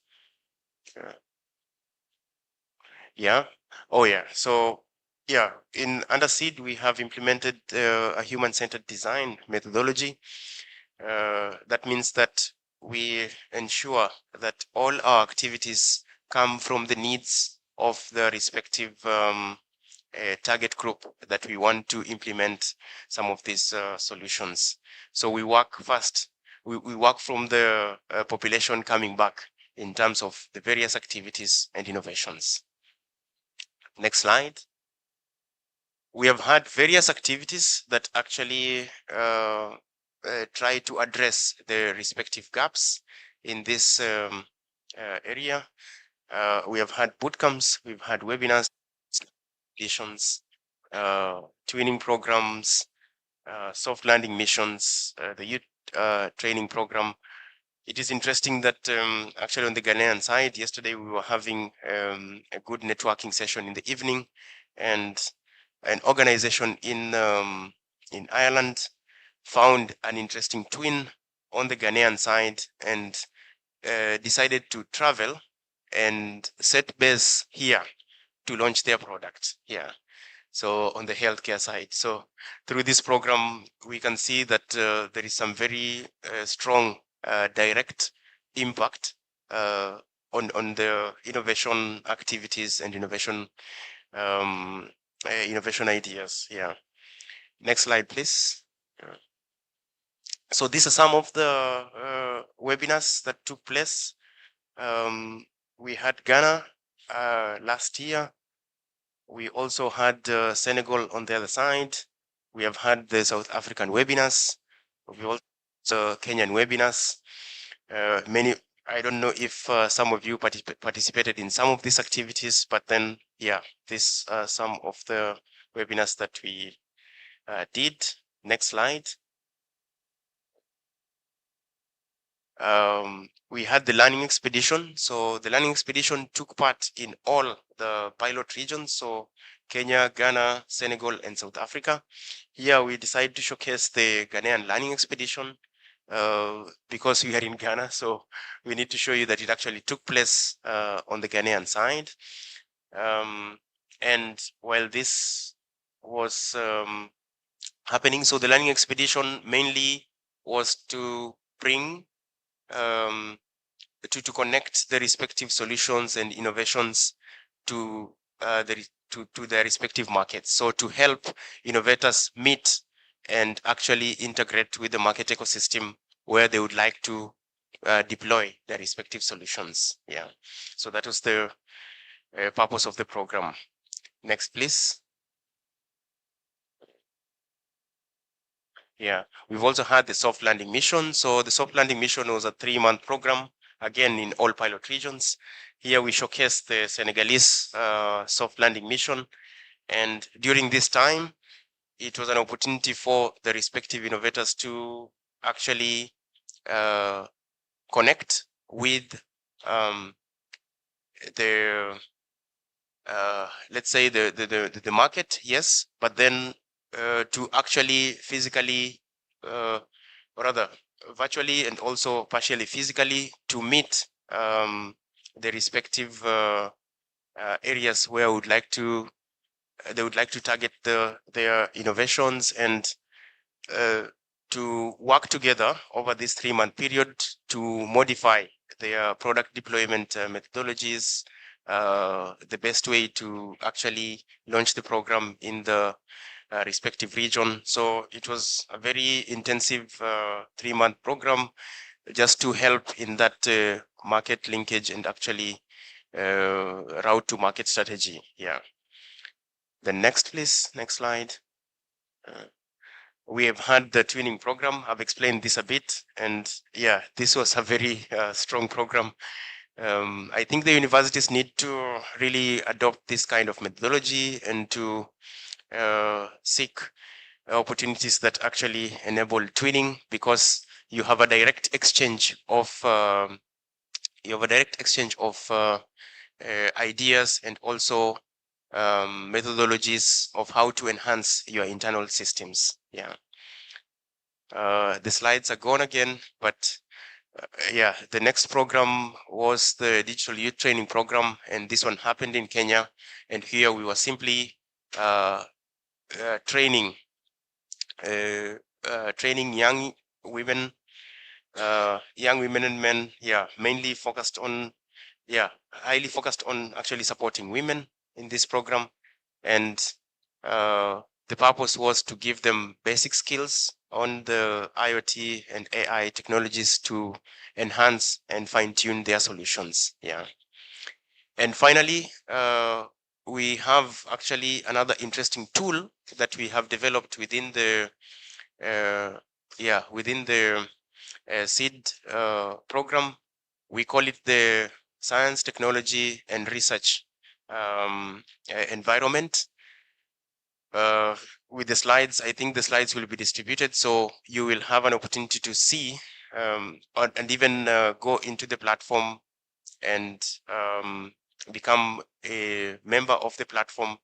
This is a platform that has the tools and information. Actually, it's a central place for where you can get easy information on things like basic challenges like funding, like networking. So how to easily connect to researchers in both the African and European ecosystem. We also have basic capacity building services on the platform. So it's a central platform where you can easily get some of these pieces of information that are actually very complex to find generally. I think it has been a gap for many researchers and innovators. So we think that the platform would be very interesting for you to actually resolve some of the basic challenges. And there are also basic networking links on that on the slides. You will find them there. So we request that you also go into the SEED network platform and follow us on LinkedIn, on Facebook, on the SEED WhatsApp channels as well, to continuously get information about our services. One interesting thing is that SEED is coming to an end this December, which means that we will not continue with the dissemination activities beyond December. But then through some of the tools that have come out of this project, such as the science, technology, and research digital environment, there's a QR code on the slide, so you can easily go there and continue connecting with us and enhancing some of the challenges that you have had here. For me, it's a pleasure to be here, and I'd like to echo the words of the lady who just spoke before the panel. It's a time for skills, actually. It's a time for skills, and we need to take care of all genders, and also in this case, the persons with disabilities, actually, or persons with other abilities. We need to have solutions that can actually help and address these things. Thank you so much.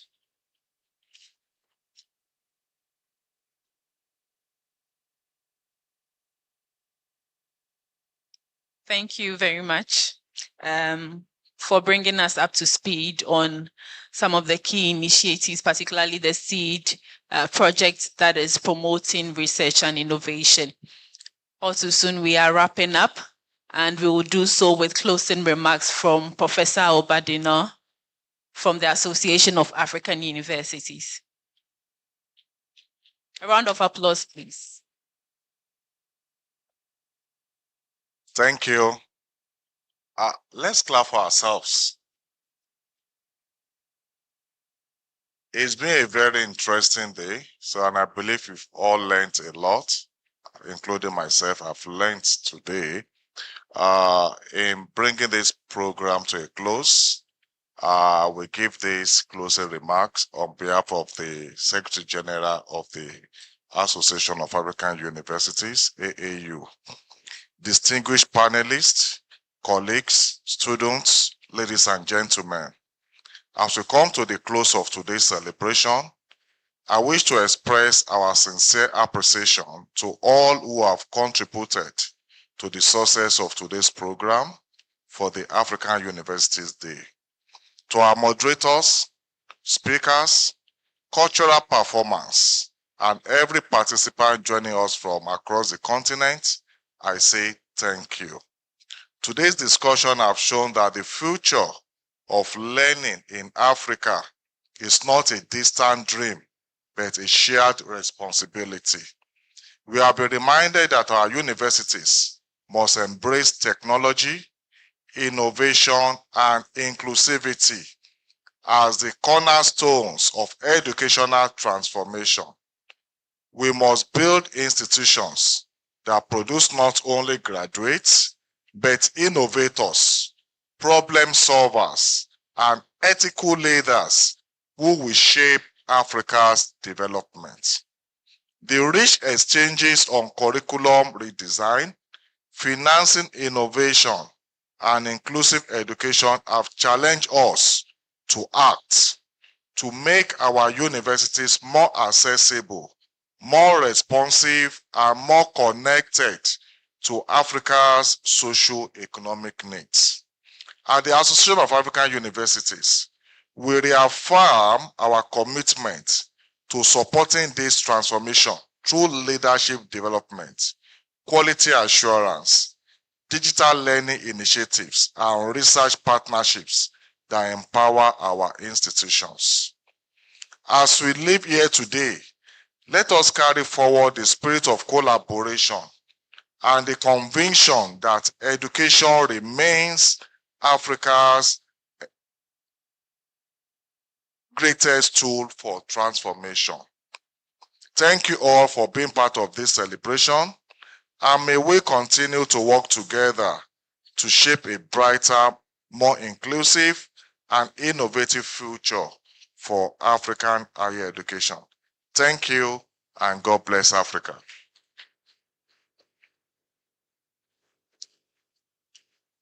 Thank you very much, Professor Baduna. He has adequately summed up the entire sessions we've had since morning. And just to add on to his voice, that we appreciate your presence here. We appreciate your time. From our vice chancellors that joined us in the morning, to our industry experts, and to our persons living with different abilities, and to students and faculty and everyone here. Everyone here, thank you very much for being here.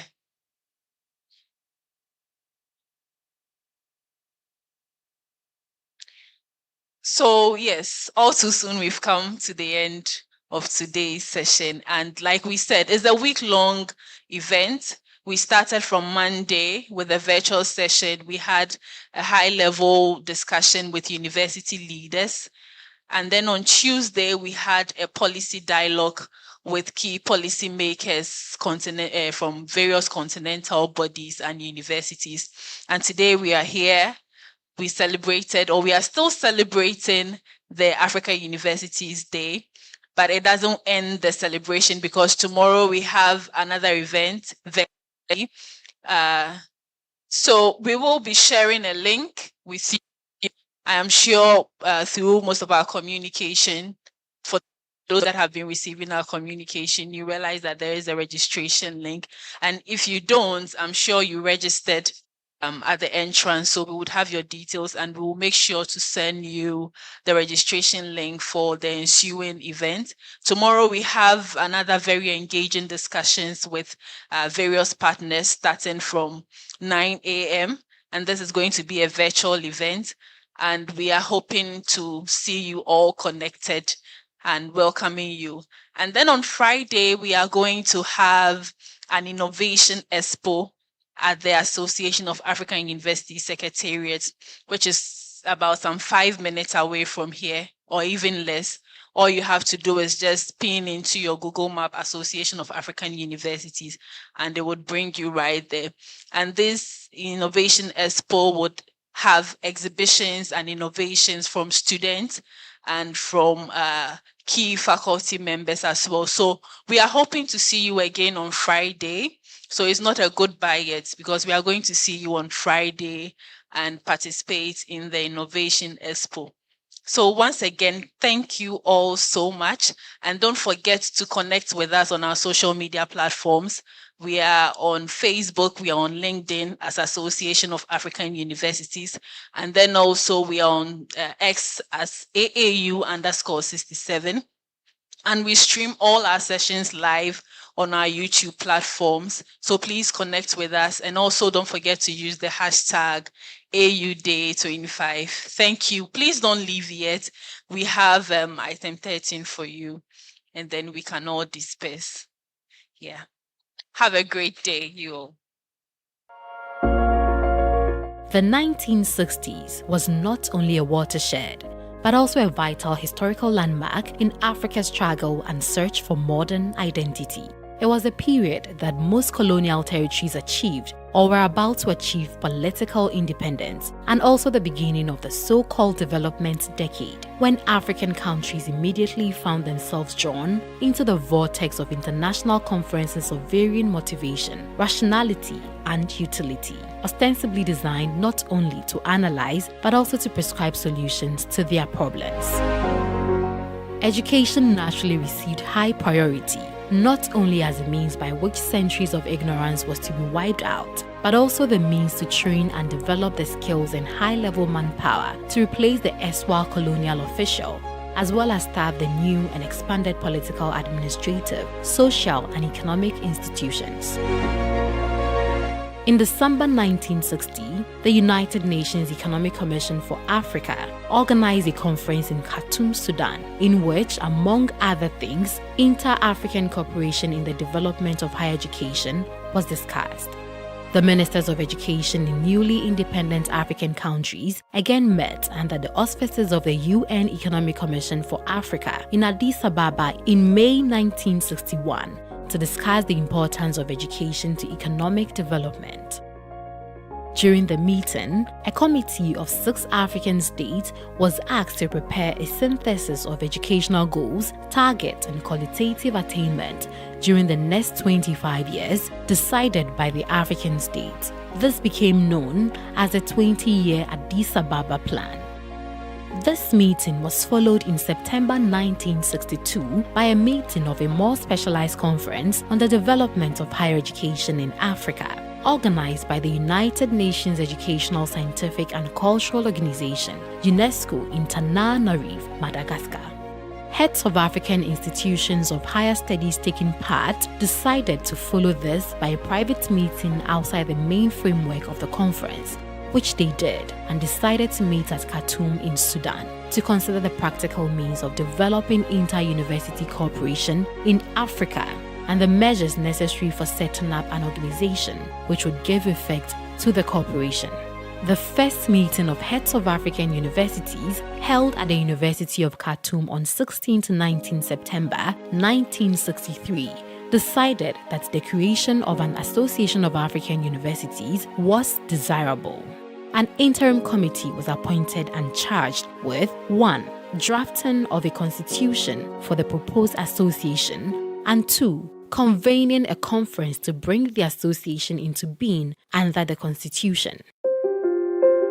The preparations involved 3 meetings of the interim committee. 1 meeting at Haile Selassie I University in Ethiopia on 23 to 25 July 1964, and 2 meetings at the University of Khartoum on 3rd to 4th April 1965 and on 22nd to 23rd February 1967, in addition to the informal discussion, which included frequent meetings between the chairman of the interim committee, Dr. Mohamed El Fassi, the executive vice chairman, Dr. E.N. Dafala, and other members of the committee, namely Dr. Daviston Nicole, Vice Chairman, Dr. R.F. Bafor, Sir Bernard Dibanson, Dr. C. Frank, Dr. S.A. Hussain, Dr. Kasawood Mariam, Dr. M. Mercy Ahmed, Dr. E. Njoku, and Dr. R. Weeks. Great help was rendered by Mr. D. Aiken, Executive Secretary of the International Association of Universities. Unforeseen circumstances twice delayed the holding of the founding conference, which was first arranged on invitation by the Nigerian universities at Ahmadu Bello University in Nigeria from 20 to 22 January 1966. Disruption of communications with Nigeria prevented almost all participants from reaching Zaria, and the conference was postponed. This setback was followed by a series of informal consultations and enquiries which paved the way for finally accepting an invitation by the universities of the United Arab Republic, now Egypt, to hold the conference in Alexandria, in Egypt, on 12 to 14 September 1967. But due to the aftermath of the Arab-Israeli War, the timing proved not suitable. Finally, the committee accepted an invitation by His Excellency Dr. M. El Fassi, to hold a conference at Mohammed V University at Rabat, Morocco on 9 to 13 November 1967, and by the excellent facilities extended by His Excellency King Hassan II of Morocco, the founding conference was held in Rabat, and the Association of African Universities was formally inaugurated on November 12, 1967. It was attended by representatives of 34 universities out of 46 institutions of higher learning in Africa that qualified for the membership.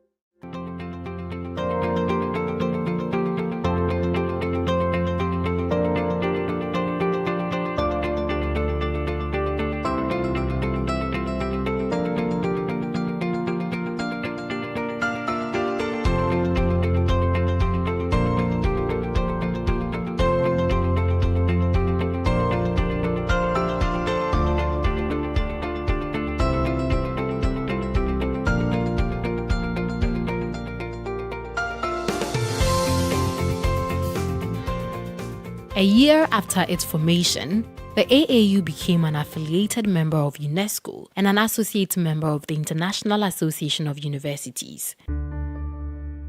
In 1969, the AAU applied for Category A observer status at meetings of the OAU, which was granted.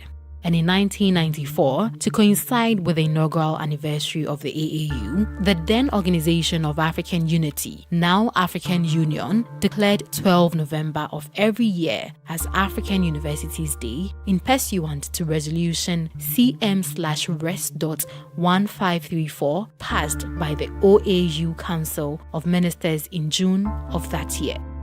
The African University Day has been observed and celebrated by AAU member institutions since then. The decision of the permanent location of the association's headquarters from its temporary office in Sudan was taken to the 6th meeting of the Executive Board at the University of Lagos, Nigeria, in June 1970.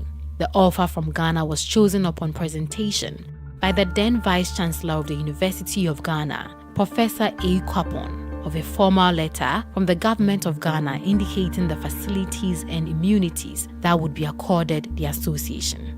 In terms of numbers, the AAU has grown in membership to a current 450 plus universities.